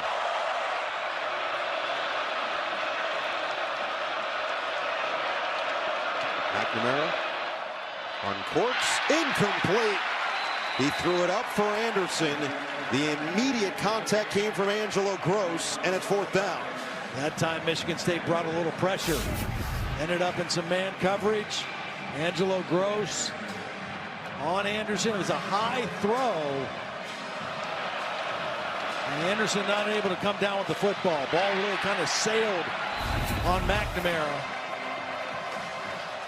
And here it is, 4th down. Timeout, Michigan State. Charge timeout, Michigan State. They're first. A 37 timeout. So the Spartans trying to close the book here. Childs just basking in the type of day that he had. 22 of 30, 256 yards, a touchdown, the 1 interception. He also had 63 yards rushing in this game. But here you go, your final gasp for Iowa with 47 seconds left. And Cade McNamara, this is where all the seasoned and experience, it's got to come into play in this play.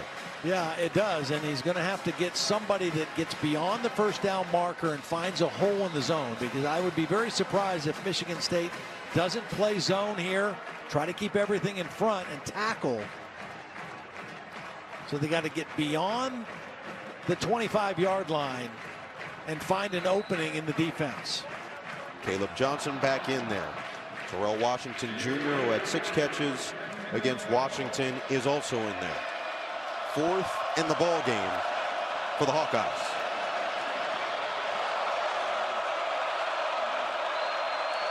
Malik Spencer deep back there.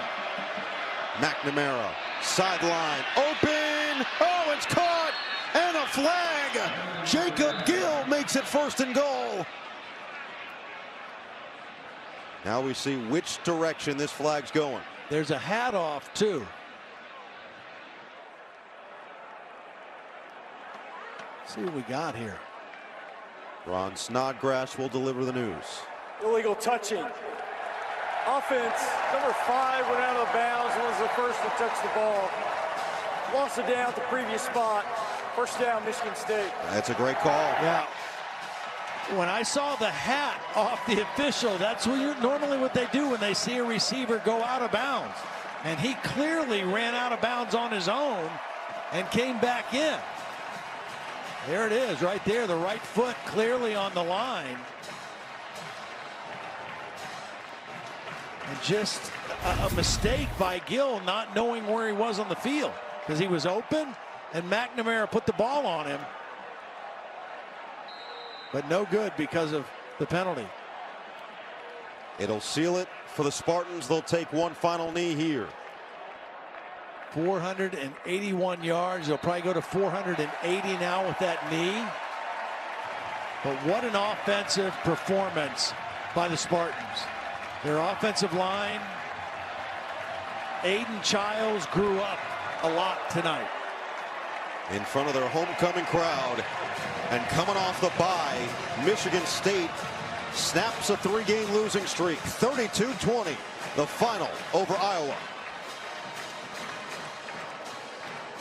Let's send it down to Catherine Tappan. Coach, fresh off the bye week, you guys came out with a great opening drive in this game. How did that set the tone for the rest of the night? Yeah, I thought offensively, the efficiency there, you gain some confidence and you move the ball against a good defense like that. And really, we did it throughout the night. We just got to be able to finish a few times. But overall, really well-rounded game. You talk about our kicker being lights out, Jonathan Kim, defensively, first half shutout, and bowed up when we need it. Really happened for the guys. And what did you learn about the maturity as he continues to evolve? Aiden Childs against this stingy Iowa defense. Yeah, I think he's continuing to grow. We've had some really good reps today. You know, again, good defense and all that, but with his feet, with his arms, with his decisions throughout the night, gave us a great chance to win. And you mentioned your kicker, Jonathan Kim. I mean, what can you say about this performance this evening, setting a program record with 7 made field goals? Yeah, we got a ton of confidence in him, obviously, because the way he does it, he works really hard at it. And he's got confidence in the guys around him. Protection, that snapper, the holder, the whole thing. It was huge tonight. Coach, thanks so much. Congratulations on the win. Yeah, thank you. All right, KT, Jonathan Smith with a big victory here in year 1 and sets his team up now for the rest of the season. It was looking bleak at one point going into the bye week, and now it's a completely different energy surrounding this Spartan team. He mentioned the development and maturity of his 19-year-old quarterback who's standing by with KT. Aiden, congratulations. A huge victory on homecoming nonetheless. What will you remember most about this victory tonight with your teammates? Everything. I mean, we all came out and played. So I wish we could have done a little bit better scoring-wise, but overall, came out and played our hearts out, competed for all 4 quarters. I love this team, and I wouldn't change it for the world. Along those lines, you had some opportunities in the first half, but you came out in the second. You delivered a huge touchdown to Montori Foster. So what adjustments did you make there at halftime? Kept playing football how we knew how to play football. We competed for 4 quarters, like I said before, and, you know, it was just came out, and it was clicking. So, I mean, we came out, kept playing, and it ended up working out for the better. What is it like for you when you get the ball close and you know you have a kicker like Jonathan Kim who can deliver the way he did tonight? It's easy, man. I mean, every time we get past 50, I know we got points. So I'm grateful for him, and he's balling. So we're gonna keep doing what we do, and he's gonna keep doing what he do. And finally, Aiden, the defense outstanding. And when you have an interception like you did, but they come right back and negate it, what does that do for your confidence? I mean, my confidence never dropped after the pick, but it helps. You know, it helps having a great defense out there, and they come in and have my back. It's beautiful. It's great having the defense coming out, especially, you know, this man right here. Look at him. There you go. But, yeah, I mean, it's just great having a defense that has your back at all times, and you can trust, and they can trust me to go out there and get their back as well. Aiden, congratulations on the win. Thank you. Thank you so much.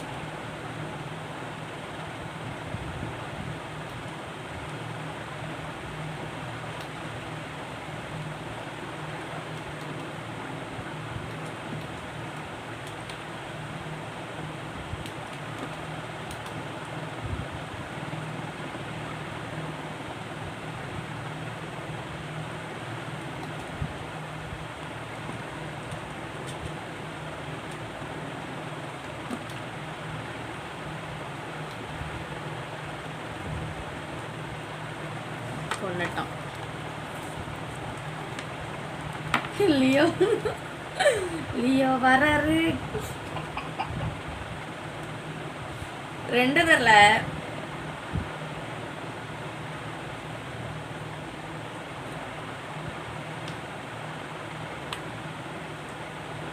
செத்தான்